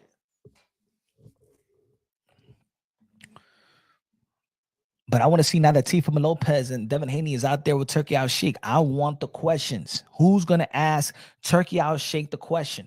Because like I said in the video yesterday, if Turki Al-Sheikh confirms that he did give Teofimo Lopez an offer, Teofimo Lopez is going to be publicly lynched by the boxing fans. Because I think it's safe to say that right now, Teofimo Lopez nor Devin Haney got the benefit of the doubt. It's given the benefit of the doubt of the boxing fans right now. That's how much they're the most accomplished young fighters in the sport of boxing of this young generation, Teofimo Lopez and Devin Haney. Yet they're the most hated, and their team, it looks like they're inconsistent of what they want in the public when they're speaking. Look what Teofimo Lopez said today. He won a champion. Look what he said in the boxing voice. The reason why he ain't fighting a champion is that's the part. That's the part that, damn, see? This is the way that you should have been consistent talking. The shit that killed it was the tweets of the buyout. But then when Ness asked him about fighting Brian Norman Jr., the reason why he don't want to fight a champion of Brian Norman Jr. is because if he beats and win a belt, then he extend his contract for 5 more fights. Then today over there on Ring TV, he says with Radio Raheem, the interview, go check it out. He's saying, "Come on, Top Rank. Subriel Matias got nothing to offer me. He got nothing to offer. He don't bring no value. I want Jerome Bruce Ennis, but he's a champion." So is Teofimo Lopez willing to stay trapped on that contract only if he enhances his legacy with a guy like Jerome Bruce Ennis and he's okay with it? That's where now Teofimo Lopez has gotten his fans and his haters given the same type of criticism. Because now it's not consistent. Bill Haney's not consistent. He says, "I'm not working. I don't want to fight with Teofimo Lopez or Top Rank." Then he said he got out there with BOK Prime. It looked like he was just using BOK Prime. And now he's back with Turki Al-Sheikh. But everybody had a meeting with Turki Al Sheikh to the you know what I'm saying? They made it seem like they just went out there, but in reality, everybody was talking to Turki Al Sheikh today. Tio sounds like Cap or Devin, no title. Tio skated off Subriel. You know what? Look, I'm gonna say it like this. I wanted to see that fight because that's the only fight that was accepted. So I wanted to see the fight because I feel like Teofimo Lopez, Subriel Matias is tailor-made for Teofimo Lopez. That style is tailor-made. We all know that. We all know that for boxing. If Teofimo Lopez would have slapped the crap out of Subriel Matias all across the ring and stuff like that, made him look like a novice in there, like Liam Pyro did, Teofimo Lopez was going to get major props. His legacy would enhance because that's a former champion in the 140-pound division. Still in its prime, he would have got major props. And if he wanted to buy out, then you put yourself in a position where people are more interested in buying you out. But if you're looking at investors right now, and you're looking at it, okay, this is Teofimo Lopez and the Jermaine Ortiz fight and the Steve Claggett fight. Is it tough? If it's real for me to risk it right now, maybe not. Maybe not. But if you beat Subriel Matias in a spectacular fashion, ESPN pay-per-view, now it creates the more interest for an investor to buy your contract out. I don't want Teofimo Lopez to sit down. I think this is an easy fight for Teofimo. I always said that. I believe this is an easy fight for Teofimo Lopez. For me, this fight is it'll go just the same way it went with like Steve Claggett. It'll probably go just as like Steve Claggett, and just like that. Tio should smack Subriel and stop crying, make the fight happen. I like that fight. But also, just like we all keeping it consistent, he's avoiding Subriel Matias for a better, and Subriel Matias avoided Teofimo Lopez to take care of what he felt was a better business decision for him to sign the 3-fight deal for Matchroom Boxing rather to sign that 1-fight deal with Top Rank. Subriel Matias was given the benefit of the doubt by a lot of people to get the Matchroom Boxing. He was given the benefit of the doubt and why he ducked Teofimo Lopez for the Super Bowl fight. And he was not ready. So you think I'm going to feel sorry for Subriel Matias that right now he doesn't even got a high powerful promoter. He does not have no strap. And now you want Teofimo Lopez to pick up Subriel Matias when Teofimo Lopez offered him for a unification bout?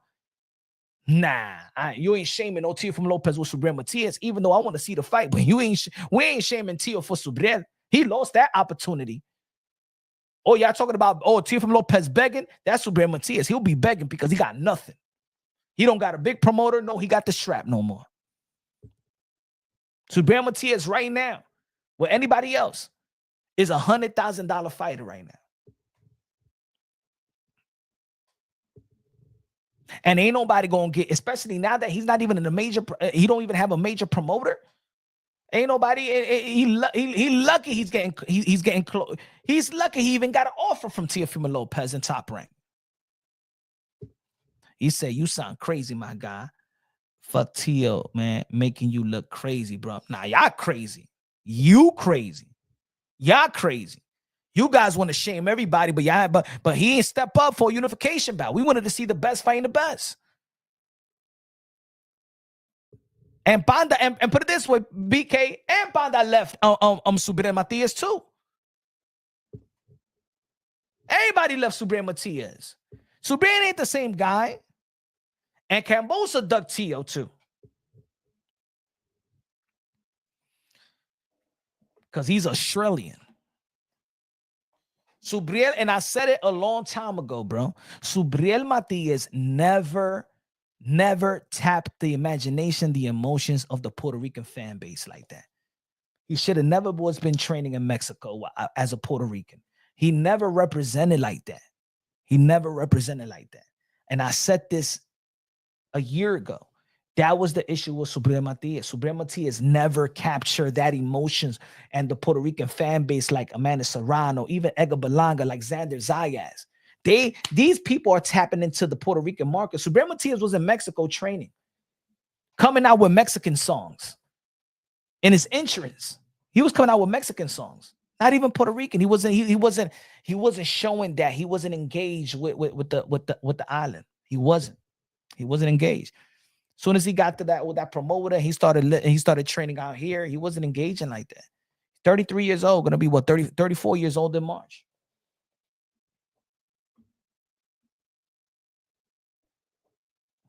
Punch, I love Tio, but he should fight. Jose, I want him to fight Subriel Matias. I want him to fight Subriel Matias. I agree with everybody that's saying you want Tio to fight. I want him. If that's the offer on the table and that's the only one that wants that work, that's a credible fight and get the fight. I want Teofimo Lopez to stay active. I want Teofimo Lopez to get that fight. Get that fight. Sell that fight. Show these people that you can sell a fight. I believe that your father and yourself and Subriel Matias, if you could get Subriel Matias going, he'll say something. He will. I think that Teofimo Lopez will make Subriel Matias talk his shit. He just haven't had an opponent to make Subriel Matias talk. Teofimo Lopez knows Spanish, so he could go back and forth. They could go back and forth. Subriel Matias never had that to go back and forth with somebody. That was the fight. And then we don't gotta be. Then your haters don't have to be like, yo, Tio hasn't done no pay-per-view. Now you okay, pay-per-view, successful or not, but you did your own pay-per-view. And you did a Las Vegas fight. And that style matchup will do good. The fight is not pay-per-view, but that's what they wanted to put on pay-per-view. So at the end of the day, just show the people that you can sell. Just show it, promote it. That's what I want, HL. Just don't go out there and do what you can't be begging for something. And then when the shit drops in your lap, you're like, you don't want it to be on pay-per-view. Because Teofimo Lopez has been saying, I want pay-per-view. I want pay-per-view. Devin Haney got pay-per-view before me in Top Rank. And this person got pay-per-view. That's what he wanted, pay-per-view. His father wanted pay-per-view. This is what they've been asking for. This is what they've been arguing about pay-per-view. They got a pay-per-view on the table. Take the motherfucking pay-per-view. Come on.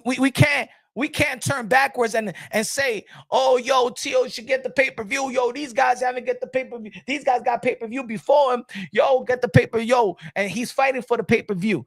Now, y'all told me that this was going to be pay-per-view. I understand. Get the pay-per-view fight. Sell that shit. Sell that shit, bro. Sell it. Sell it, man. Sell it, bro. Sell it. I believe that Tio and his dad could sell that. I believe that Tio and his dad could sell it. And I think that Tio, the way that he know how to sell it and could pinch people's nerves, I feel like Subriel Matias will come out of his shell and then start talking his ish. And then that will sell. And then he said, mira, que tú dijiste a los puertorriqueños, yo te voy a señalar con un puertorriqueño te va a hacer así, te va a romper la maldita boca, yo tuve el yo te voy a dar un par de galletas, bro. Así mimito, y después, boom. And then Teofimo Lopez, mira, shut the F up. And then his father will be like, que cállate, mira, tú tenías miedo, tenías que cobarde, mira, que la mano, mira, cuando tú tenías título, mira, we giving you trombone, but we giving you an opportunity. Ahí, mimito, vamos a hablar. Let's start the fight, and that's it. Right? Man, if Punch on Boxing could sell the fight, I know they could sell the fight. No, vamos a esperar. And then Subriel Matias don't got a belt. Subriel Matias don't got a belt to because then Teofimo Lopez he can't use that excuse that if I become a champion, then my contract is extended. So your contract keeps on flowing to the end.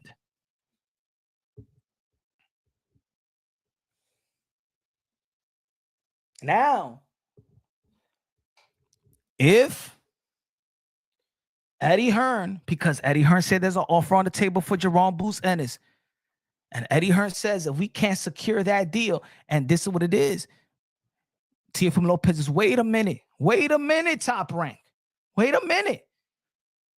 Nigga, I don't want no Subriel Matias if I could get Jerome Boots Ennis, because Eddie Hearn haven't secured a fight with Conor Benn and Mario Barrios. Because if Eddie Hearn secures the fight with Conor Benn and Mario Barrios, Jerome Boots Ennis will fight Teofimo Lopez, and Teofimo Lopez will fight Jerome Boots Ennis. The only way that Jerome Boots Ennis is not going to fight Teofimo Lopez is if he could get the Conor Benn fight, or the Stanionis. If the Stanionis doesn't get finalized, in which Stanionis, I believe, is going to finalize, but they're paying step aside money for his opponent.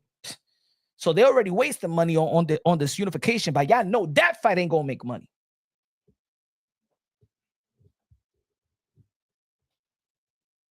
But HLD, every pay-per-view will flop. That's not the point.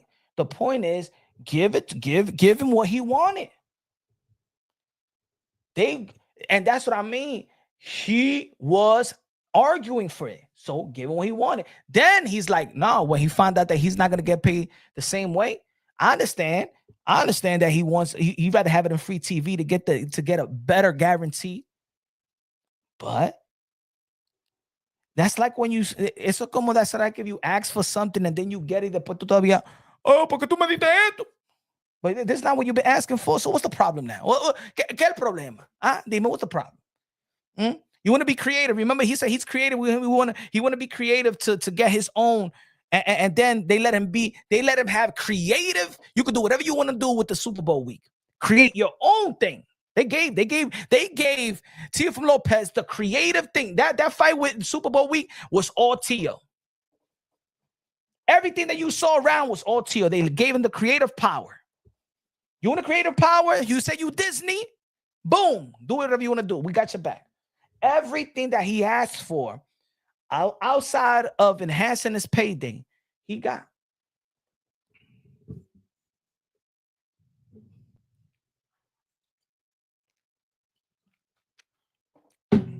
Outside of the payday, increased payday.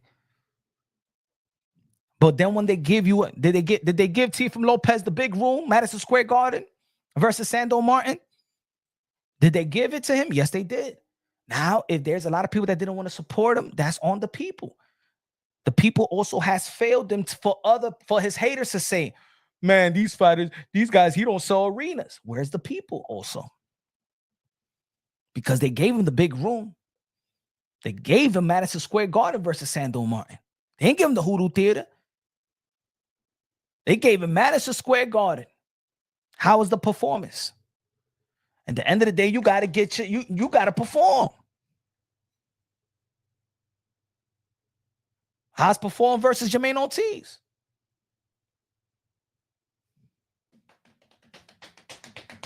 Let's keep it real. Let's keep it honest, man.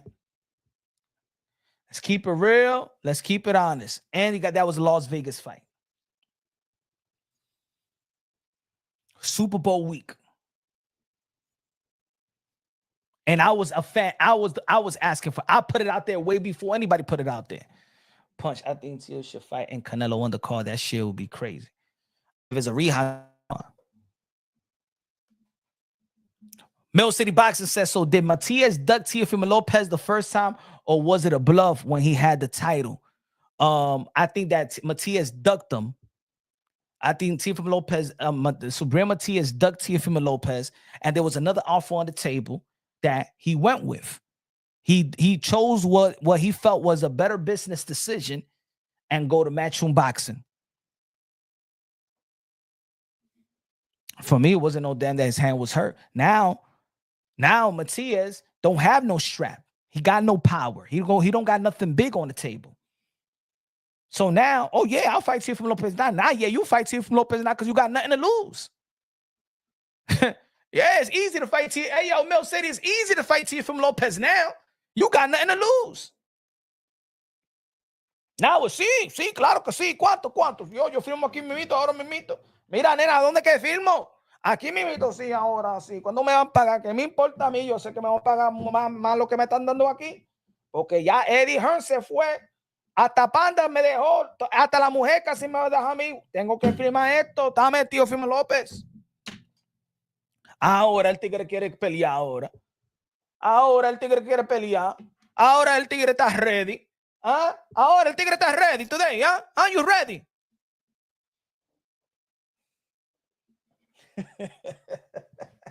I want to see the fight. But I ain't going to shame him. No, you wasn't ready a year ago. Ahora everybody left you. Now you're ready. I'm ready now. Tío, firmo. I'm ready today. I'm ready. Tío, firmo, please, dame esta pelea que me están dejando toda la gente. Dame esta pelea.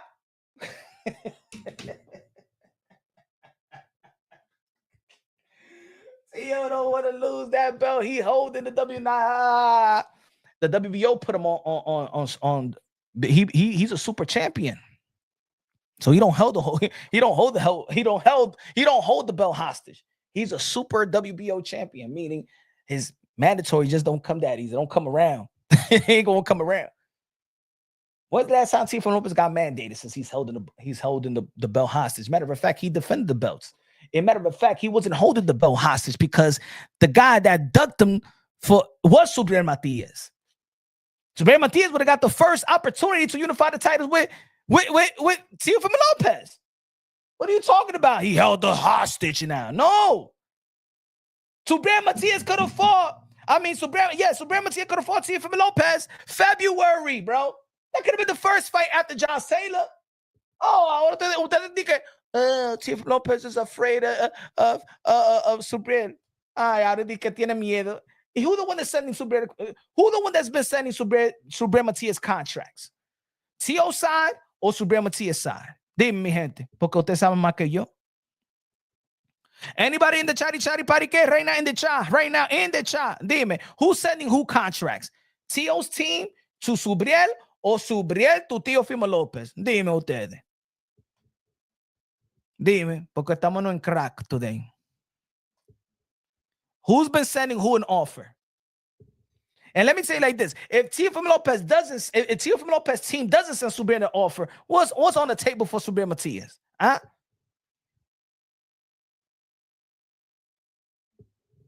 If Tio doesn't send Subriel Matias an offer, his team doesn't send him an offer, what does Subriel Matias got on the table?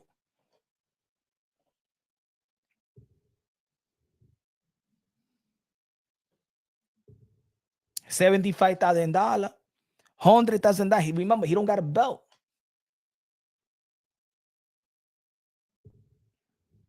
Hey, yo, Mill, Mill City, you the first one. Hey, yo, Mill, remember what I told you? Hey, yo, Mill, put in the chat. What did I tell you as soon as Subriel Matias signed with Matchroom Boxing? What I told you? What's the first thing I said was going to happen to him? Que yo te dije, mi hermano, ¿verdad? Díselo a la gente ahora mismo in the chat. What did I tell you as soon as he signed with Matchroom Boxing? The first thing I said, hey, yo, tell your boy to get what? All right. You're going to see what they're going to do to him. You're going to see what they're going to do to him. What I told you, Smell? What they do to him? Mira, man, they threw him out the front door. They didn't even throw him out the back door. Hey, yo, Ernie Hearn said, all right, get the fuck out of here. Not even a chance to redeem himself. Get the hell out of here, I say, okay, bruv.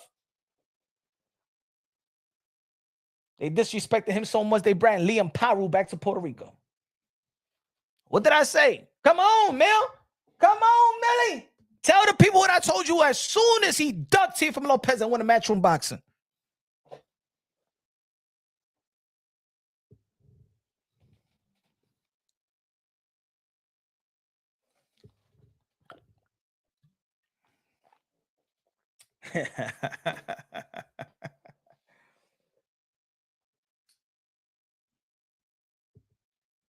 Suckers, watch out, son. Come on, man. I said, man, they're going to do him dirty, bro. I said, he better go get an attorney. Get an attorney. Didn't I say that, right? Get an attorney right now. Check that contract. Get an attorney right now and check that contract.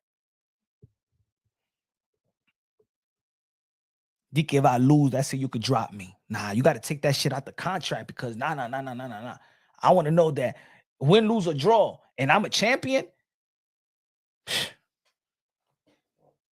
Liam Powell was mandatory. Was Liam Powell mandatory?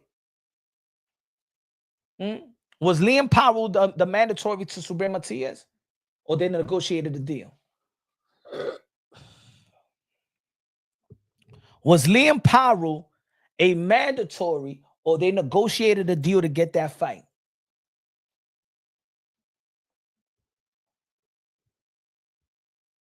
He said, punch, drinking president. I am president because I feel like a president today, okay? I'm drinking president because I feel like Donald Trump today, okay? President right here, right? Fuck you, okay? Front line, all right? I drink what I drink and I drink it like this, okay? Even though I don't like it, B. But This made me feel like a president. I say, president, I feel like Donald Trump. I feel like 47 today. January 20 is going to be an epic day for me.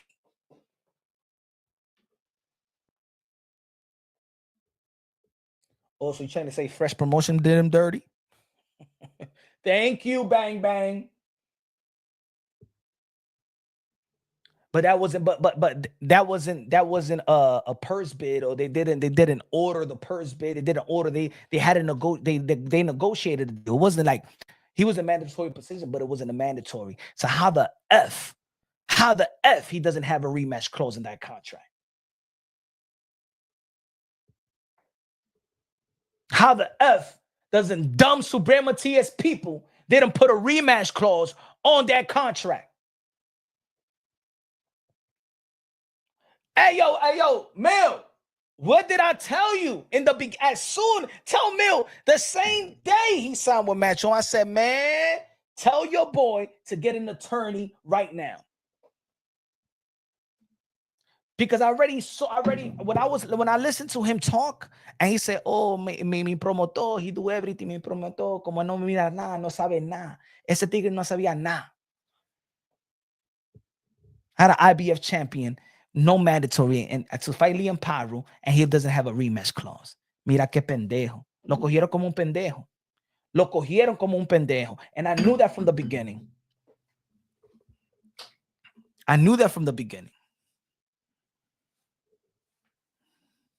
Lo cogieron como un pendejo.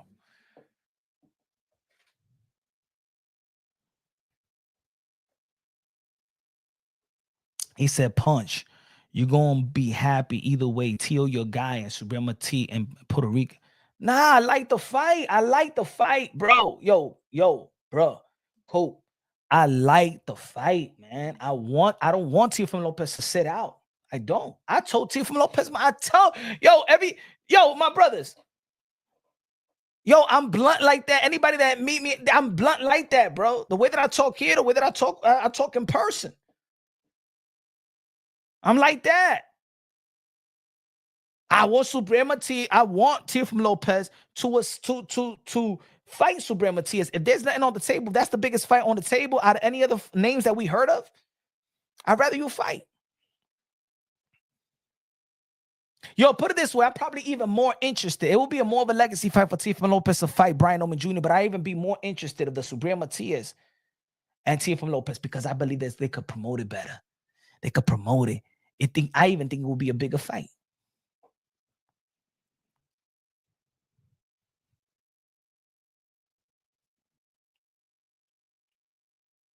I think, look, there's been a lot of fighters that's been unhappy. There's a lot of fighters that have been unhappy, even with Top Rank, when they reach that level, when they know, when somebody tells them in their ear, when they hire these attorneys and then they look at the books and look, hey, you know that you could get $4, $5, $6 million over here.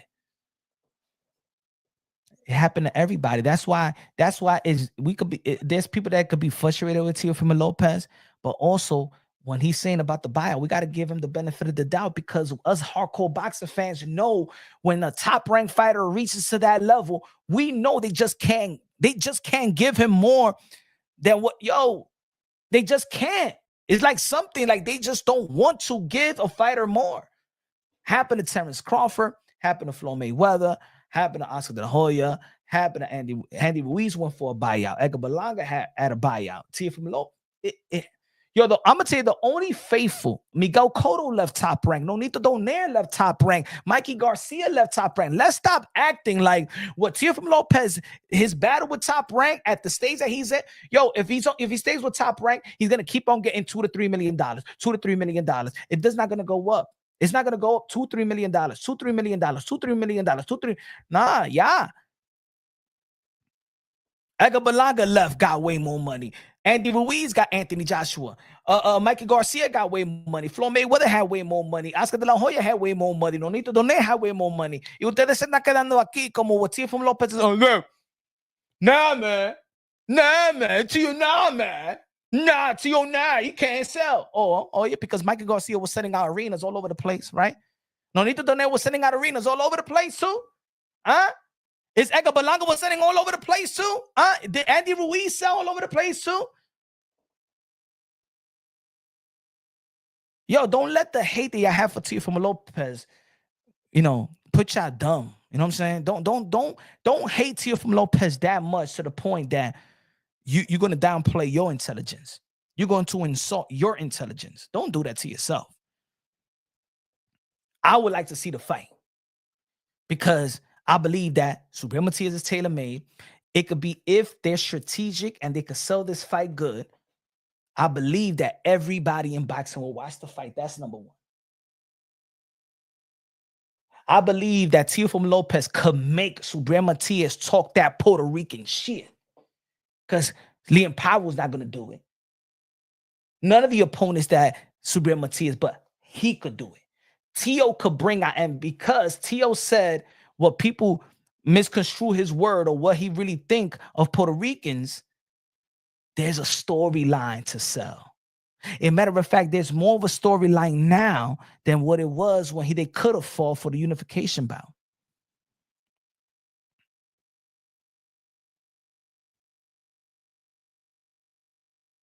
If you sell it right, this fight could do better than Tank versus Lamar Roach. This fight could do better than Devin Haney versus Regis Prograis. This fight could do better than Tank versus Hector Luis Garcia. I believe so. I believe so. Because whether people like it or not, the attention, like Teofimo Lopez already got everybody's attention. Even the fucking the interview of the day was like, "Oh, you're gonna behave yourself." He already got everybody's attention. Whether people like it or not, y'all could keep on pushing this narrative. He doesn't sell, he doesn't, but he got your attention. When Teofimo Lopez talk, you know what Teofimo Lopez have? He has that promotion, the way that he promotes. He got that Keith Thurman effect, meaning that Keith Thurman, we don't see Keith Thurman, right? Keith Thurman is not in the limelight. But as soon as Keith Thurman does an interview, everybody in boxing talking about that interview. Every boxing content creators is timing on that interview. He could be home in Florida for the whole year. Keith Thurman does one interview because the way that they talk and promote, whether you agree or disagree with them, you stay locked in. You stay locked in. What we've been talking about all these days was Tio and Tank. Or also when his fight come out, you're going to be like, you can't sell. I ain't going to watch the fight. You're going to watch the fight. You're going to watch the fight. We're going to watch the fight. We're going to pay for the fight.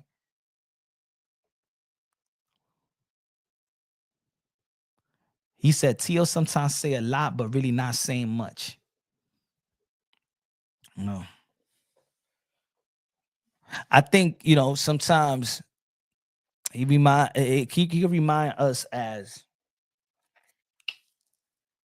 you ever you ever been in a situation when you have a lot of things in your mind and you haven't expressed it, right? You just take a lot of information in. Then when you start talking or you in an argument or whatever, boom, it comes out like uncontrolled a machine gun. It just hits. You may say what you wanted to say and I understand you, but the way that you're saying it,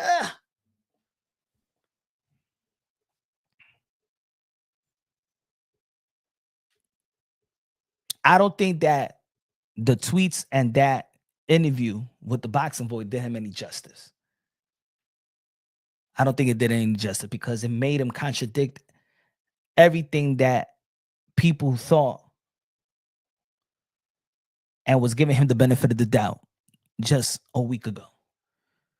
Teofimo Lopez had everybody saying that Devin Haney ducked the offer. Everybody was on Bill Haney's neck, on Devin's neck. People was already dissing Jerome Bruce Ennis for ducking Virgil Ortiz and then ducking the biggest name in that could be Teofimo Lopez.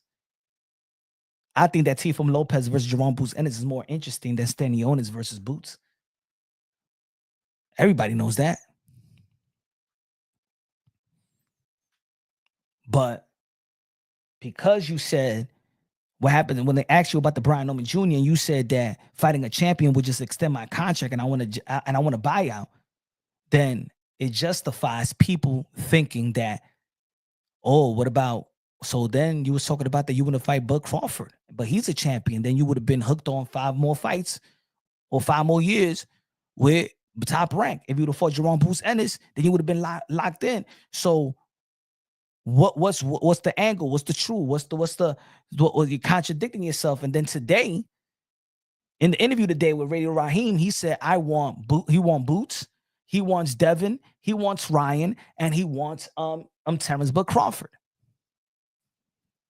But the boxing voice say you want to fight a champion because then you're going to be hooked on a contract. You understand what I'm trying to say? So now the boxing fan is like, man, what is it? And that's, you got to take accountability and responsibility of how you really want to, what you want your information to be out there, what you want the narrative to be, the reality or the perception. What do you want it to be? I know Teofimo Lopez will fight any of these dudes. Anybody that he named, he will fight. He will fight anybody. I know that for a fact. But then when there's a fight with the promoter, and then there's other things, maybe the divorce, maybe, I'm not saying, but maybe. I'm gonna tell you like this: when you have anybody that's been married or anybody that has had a relationship, a long relationship with a woman that you feel like you're in a marriage, you live together, you have kids. Let's not act like a breakup is an easy thing. Let's not. Yo, I'm gonna say it like this, man. And then when you go into court, that is. If you ask Tio, that probably is more draining. And you ask anybody, that's probably more draining than actually being in a fight in the ring. That's probably more draining. It was draining for Manny Pacquiao when Freddie Roach said that during the training camp, during the lead up to the fight, Jinky came to the gym and in the gym while he was training, they gave him divorce papers. And that's the reason why he didn't perform versus, I think it was Timothy Bradley, who got knocked out by Marquez, one of those two. Look at Jamal Charlo. Jamal Charlo was out the ring because he was dealing with the divorce for him and his wife and going to court to get custody of his children. Let's be real. Let's be honest, man. Let's be real. Yeah, that's draining, bro. Divorce. Family court. Fighting for your kids at court. Fighting, man. That's draining, bro. Ain't easy for no devoted father to be raising your son at home, seeing your kids wake up every morning or picking them from school, or you there every day. That's your lifestyle. And then you break up and now you got to see your kids every other weekend or 3 times a week. And it's a whole different type of life. A breakup could lead to a whole different type of lifestyle. Then your woman gets another, your baby mama or your wife or your ex-wife get another man, and then oh my God, play tricks on you.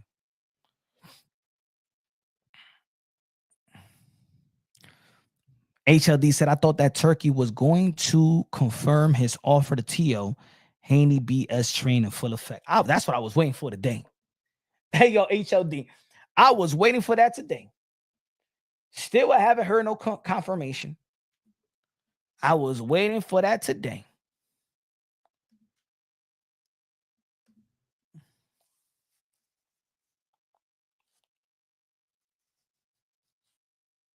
He said, that won't make you lose more weight. Yeah, man. Yeah, man. That's stressful, bro. That's stress, man. Both ain't easy, bro. And then think about it. He said, okay, the film. Nah. That's just a picture. I ain't gonna get flagged by the zone. The zone flag you. Shit, you put 2 seconds of their clip, they flag you right away. Put that shit on a live, man, then you can't do a live for 90 days. Nah, the zone be flagging people like crazy.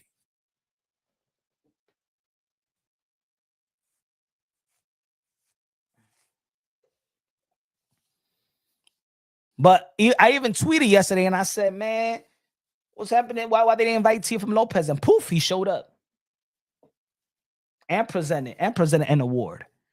Hopefully, man, Teofimo Lopez have a great conversation with Turkey, man. Because think about it, man. And it's good that Teofimo Lopez went out there with his belt to show, yo, Turkey, hey, yo, I'm right here. I'm Teofimo Lopez. I'm your champion, bro. I'm your champion. Don't forget that, Turkey. I'm the two-time lineal. I got more ring belts than anybody in this room outside of me and Usyk. Yo, Teofimo Lopez in that same room could tell Turkey out shape. Matter of fact, he should have brought the other ring.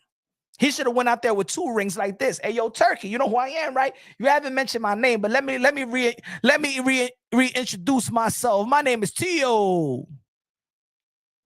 T-E-O-E. You're the man gonna dance. A little rapper from Brooklyn. Say something. Let me reintroduce myself, Turkey out shake. I don't know. I don't know if you know me or I don't know. Maybe you don't like the light skin. I don't know. Maybe you don't like those Spanish people. I don't know. But look, let me reintroduce myself. My name is the Takeover Teofimo Lopez. I'm your 2-time ring lineal champion.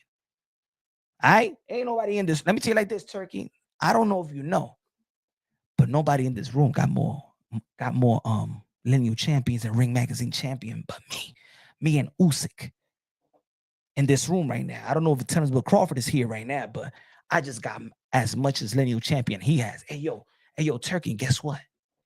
I did it by the age of 25 too. See, sometimes you got to say the right things at the right time.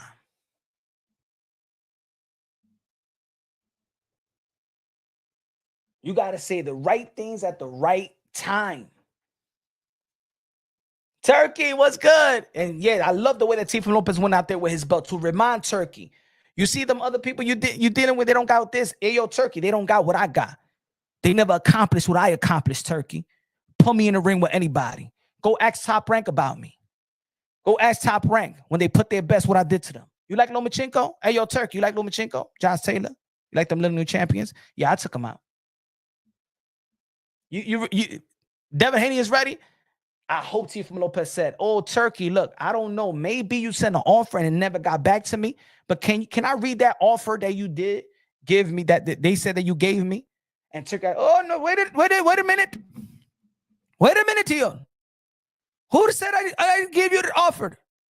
Bill Haney's going out there saying that he gave me an offer. And Devin Haney, who said that? Bill Haney said that? Devin? My Muslim brother's gonna lie on me? I did not. Who's using my name? Who's putting that in my name? I'm the excellency, motherfucker. Did Bill Haney said that? I have not sent no offer to you yet. Maybe we had a conversation about it, but I have not sent any offers. Nobody lie on Turkey Alashiki name. If I send it offered, your whole ancestor would know it. Do you understand me, Teofimo Lopez? If I send you an offer, first and foremost, it would be an offer that you never could refuse.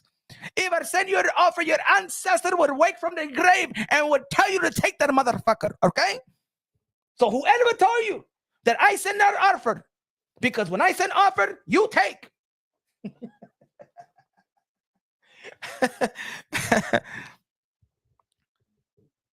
Did Bill?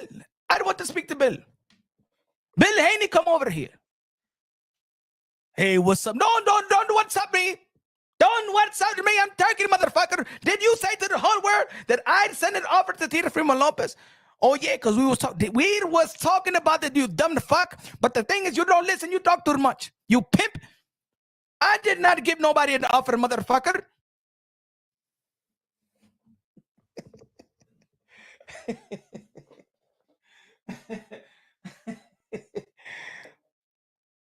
He said, HLD said the best scenario is hold on. The best scenario would have been that Turkey did send a lucrative offer and Top Rank blocked it without telling Teo. That would be tough, but you know what? But then that would still be dumb because they sent him a lucrative offer. Teofimo Lopez will have to give his promoter 20%. So trust me, they wouldn't block it. That's why even Top Rank didn't even get mad that Teofimo Lopez won the purse bid, because they got 20% of that.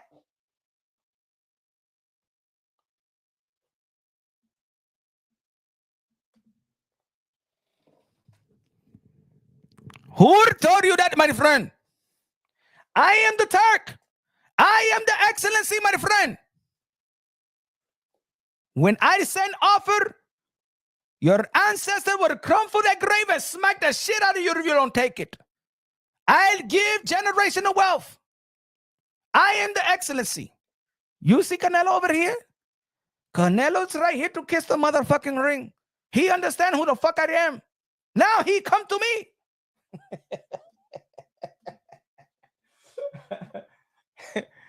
Hey, come over here, Canelo. Let's take a picture, my friend. We take a picture. We're going to do business together. The Turkey, the excellency with the king and the excellency together. Now, I've heard that you told me, Canelo Alvarez, that if Bud Crawford want to fight you,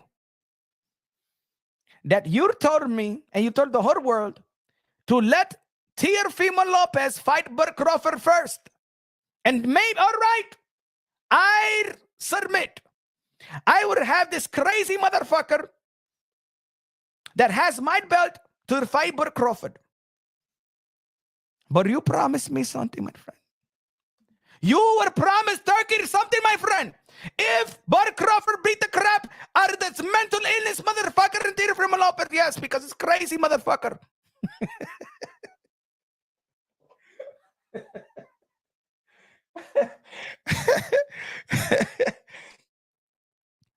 If he's beat the crap, you promise me, Canelo Alvarez. You promise me that you'll give me their fight that I've been asking for. Their fight that I wake up every morning with a stiff erection. You'll give me Canelo Alvarez versus Terrence Bud motherfucking Crawford. Do you understand me, Canelo Alvarez? Yes. Do you understand the Turk? Okay.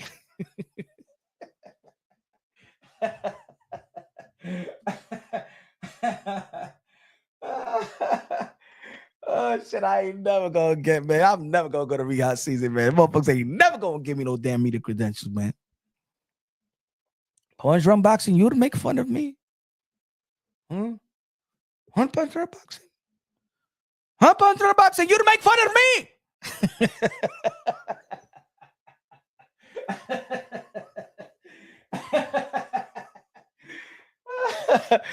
Oh shit. Nah, don't say that, bro.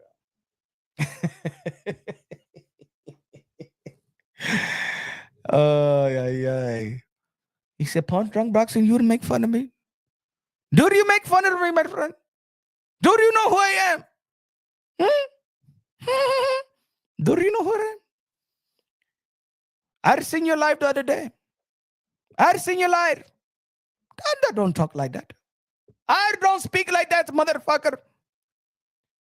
If you not do what I do for you, I'll give you a job. But first, punch on boxing, you better fix your chip tooth, motherfucker. Tell the people to give you super chat to fix your damn teeth. You loose tooth, chip tooth, motherfucker. Want to make fun of me? Look at your fucking teeth.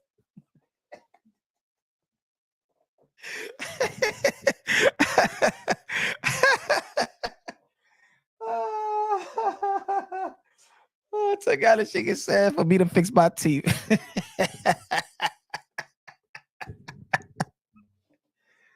Oh shit, man, it's sad, man. No boxing though, no boxing. But shout out to Robert Garcia for getting Trainer of the Year. Shout out to Raymond Ford for getting Fight of the Year. Shout out to Alexander Usyk for Fight of the Year. Who else? Hey, yo, I gotta say this though. As much as Fundura, she won, but let's be honest.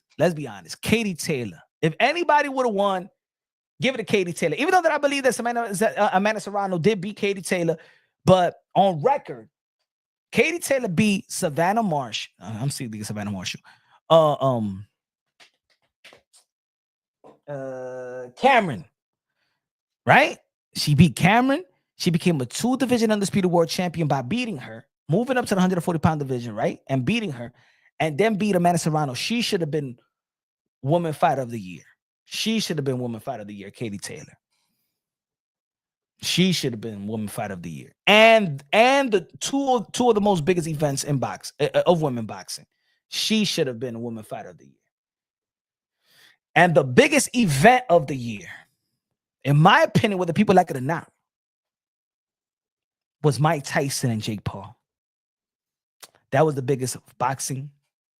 That was the biggest boxing event of the year. Yep. That was the biggest. But HOD, those are the hardest fight. Those are supposed to be hard. Those are supposed to be the 50-50. It wasn't supposed to be easy. Maybe that's the reason why they didn't give it to her. Maybe. High, low. Dímelo con los 2 pesos de plátano. Gracias de lo mío, man. If it's moonshine, got to be great, better than Frosted Flakes. 3 weeks away from David Benavidez. What you think? David Benavidez versus David Morrell. I think that David Benavidez is going to beat David Morrell. Shout out to both of these guys for taking that fight, though. Shout out to both of these guys for taking that fight. Shout out to David Benavidez. David Benavidez, he is, look, this generation has some good fighters and some good people that got good accomplishments. I'm going to tell you like this. This generation does got T.O., the best accomplishment. And look, maybe David Benavidez haven't accomplished things in hardware, but his resume is just as good as other champions. David Benavidez, especially would have win over David Morrell. His resume would look better than even champions. But this generation is led by T.O., Bam Rodriguez, Danny Dubois, Devin Haney, Shakur Stevenson, and David Benavidez. That's my Super Six for this generation. You got to give credit what credit is due. I'm not talking about who's better. Who is the one that's these are the crops that's going for legacy. What's good, Rasto Boxing Knowledge, the voice of the UK, London. These are the guys that's giving us legacy fights. You know what I'm saying? Danny Dubois, Teofimo Lopez, Bam Rodriguez, Devin Haney, Shakur Stevenson, David Benavidez. I think a lot of people don't give enough credit to Danny Dubois. Danny Dubois was him and T.O. was the first one to really risk it. Him, T.O., Danny Dubois, Bam Rodriguez. When Danny Dubois did fight, at 23 years old, he fought Joe Joyce, right? That was a gamble, man. Bam Rodriguez, that was a gamble to fight Quadra and Rumberside at the age of 22 years old. That was Virgil not yet. Virgil, one of my favorite fighters, but Virgil not yet. Not yet. He's up there. If I have to put 7, I'll put Virgil up there. But the Super 6 for real, and remember, these guys been champions. So Virgil haven't become a champion yet. You know what I'm saying? Danny Dubois is a champion. David Benavidez has been a champion. Devin Haney is a champion. Teofimo Lopez is a champion. Bam Rodriguez is a champion. Shakur Stevenson a champion. So I can't say Virgil yet. Virgil hasn't become a champion yet. We can't reward people like that. Yeah. But one of my favorite fighters too to watch. Hey, yo, since Turki Alashiki did a Ring Award, should we do the YouTube Boxing Content Creator Award?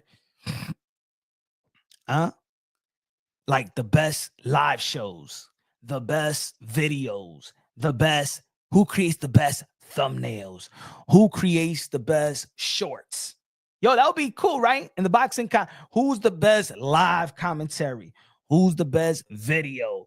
Who got the best interviews, right? I'm gonna create that. I'm gonna create that. The categories. Dave Fernandez with the $10 super chat. Good looking out, punch. That Super 6 is on point. Yeah.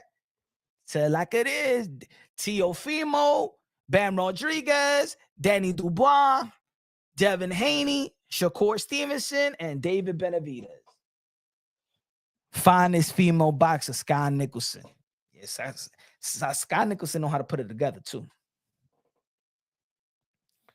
Yeah, man. Sky Nicholson is good, man. Sky Nicholson is a good catch. It's a good catch. Who's the most biased?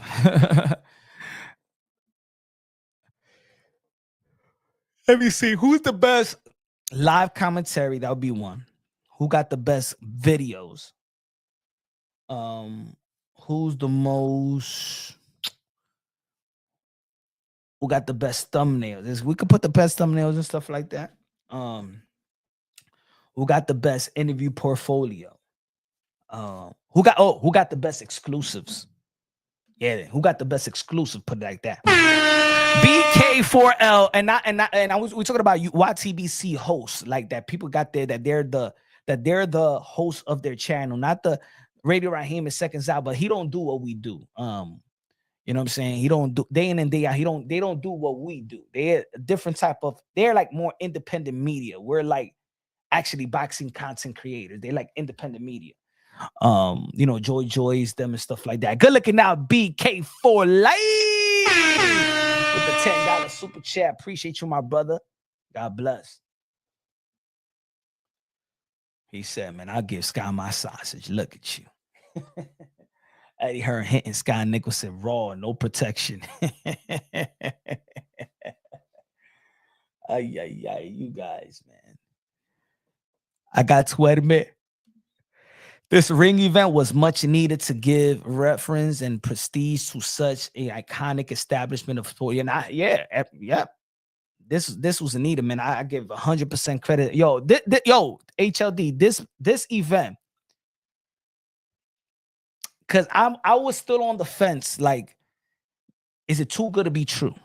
That's what, when I look at Turki Al-Sheikhy, it's like, is he too good to be true in the sport of boxing? Is he gonna stay? Is he gonna? Because let me tell you like this. If Turki Al-Sheikhy spoils everybody and promoters and fighters, and something happens to Turki Al-Sheikhy, it will cripple boxing like it never been crippled before. You look, I'm gonna tell you like this. You think, look at how crippled the PBC side is. That's just one piece. That's just one section of the pie. If Turki Al-Sheikhy, hey, put it this way, King KO, greedy belly. Everybody's greedy belly right now. Look at Tank Davis asking already for $150 million. Look at Canelo Alvarez asking for $200 million because they think that Turki is unlimited money. I don't want. This is why I'm on the fence with Turki. I'm 10 toes down now with Turki, but I'm a little 10 toes on the fence. If Turki Al-Sheikhy, because Turki now, he's sporting everybody. This ain't just PBC. And look what happened with Al Heyman. That's it. They cripple. When they lose the money, it cripple one side. Turki Al-Sheikhy, if he leaves, will cripple boxing and will never sustain itself because he's affecting the world of boxing. He ain't just ain't affecting the American boxing or a section, or he just got his little stable. He's affecting the world of boxing. The promoters are on their knees now. They're on their knees now. Now they're getting their budget with him. Man, if Turki leaves boxing, these motherfuckers gonna be thinking they're getting paid real good and then go back. Look at the PBC. Look how they are. Look how they are. And a lot of people was wishing downfalls on PBC too. Every business wants revenue. And every time there's a power play in the sport of boxing, what they do? What's the first thing they do when a power player comes into the sport of boxing? They got the bag and they spending money and they paying these fighters overwhelming, over-exaggerating purses. But then, in any business, there's some revenue. I don't want to hear just Turki Al-Sheikhy. He's just throwing money. He's just giving money. Like if he's not a businessman, like if there's no revenue into his stuff. He's just having fun and just throwing the money. Nah. This is an investment. He said Tio was scared of 365. Nah, everybody is scared of Victor Conte. That's what it is. They don't want nobody tampering with their blood cells. If I was any fighter, if you listening to me right now, don't even touch Vada. Run away from Vada. When you see Vada, run away. No. I know too much. And they know that and people within that circle, they know what I know. They know. But I'm keeping it real. I'm keeping it real. Run away from Caca. Run away. Don't deal with them. Because that shit is compromised. That's compromised, bro. That's all I could tell you. It's highly compromised. Nah, you don't know what I know, bro. You just talking. You just typing, Joseph. You don't know what I know, bro. You don't know what I know.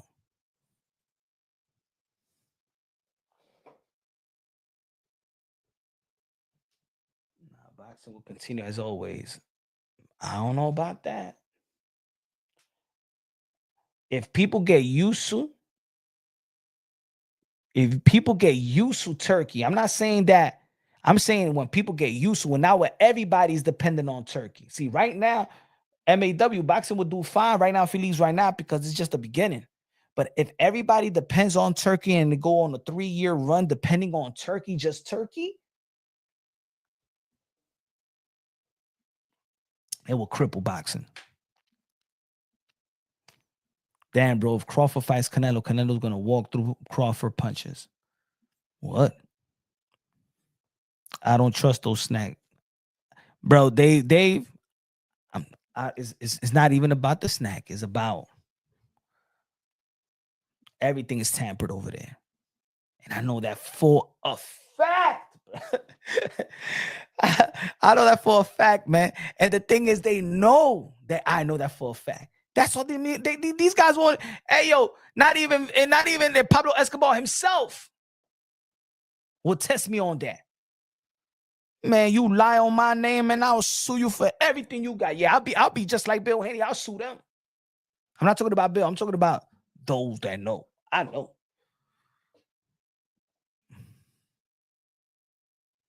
Because I'm telling you, bro. Caca, fighters, run. Run now. Bout face. Run. Run. Don't mess with them. It's compromised, bro. Don't mess with them. That's my message. If I meet a fighter right now, hey, what you doing? What you getting? Don't. They say that is a level playing field. No, once you enter that, it's nothing. Nothing is a level playing field. Nah, yeah, it's compromised.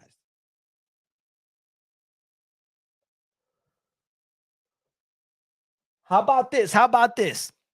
If Turkey got all that money, right? How about Turkey do a 365? 365. Not with Caca. Not with Caca. Now with Mauricio Sulaiman try to do to these fighters to shame him because he's also gets a percentage off of VADA. No. To do it with a testing, 365, and he paid for all the fighters all year round. They say that he got unlimited money, but not with VADA. Do with another agency, but not with VADA. Not with VADA. Do with another agency. Do 24/7, 365 with another agency. Why doesn't Bill Haney does it with another agency? Why he's pressuring VADA? And Bill Haney knows that they're not in 24/7, 365. Devin Haney is 8-9 weeks out of a fight. He's doing regular testing. That's not on 24/365. Why wasn't you on 24/365 when you lied to the public on the Boxing Voice when I said that your son's not even on 24/365? That was another lie. Another lie. The more that Bill Haney does talk and does interview, that debate that I had with him on the Boxing Voice, and where these people on the Boxing Voice, the dumb viewers was getting all, yo, Punch, that Bill Haney had you. Man, y'all looking crazy out here now. Y'all looking crazy out here now. Because they just enrolled now. So 2 months ago, when that shit happened, that was in October. That was alive in October. What happened then? 3 months ago.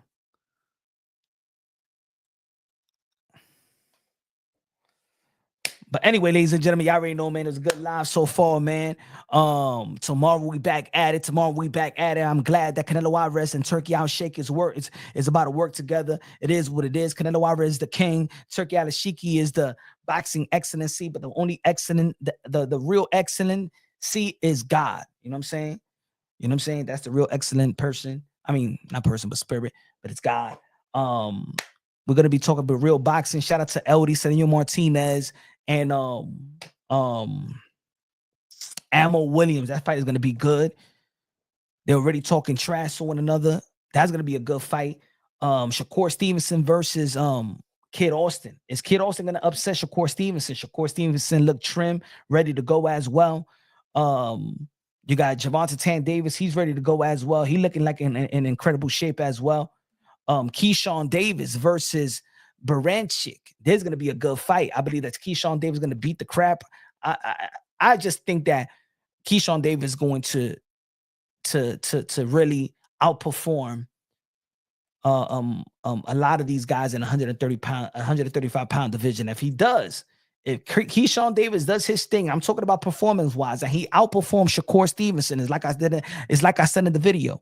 If Keyshawn Davis outperforms Shakur Stevenson, you already know Shakur Stevenson going to be fading Floyd Schofield, Kid Austin. Then the talk by February 1st. I'm sorry, not February 1st. By March 2nd.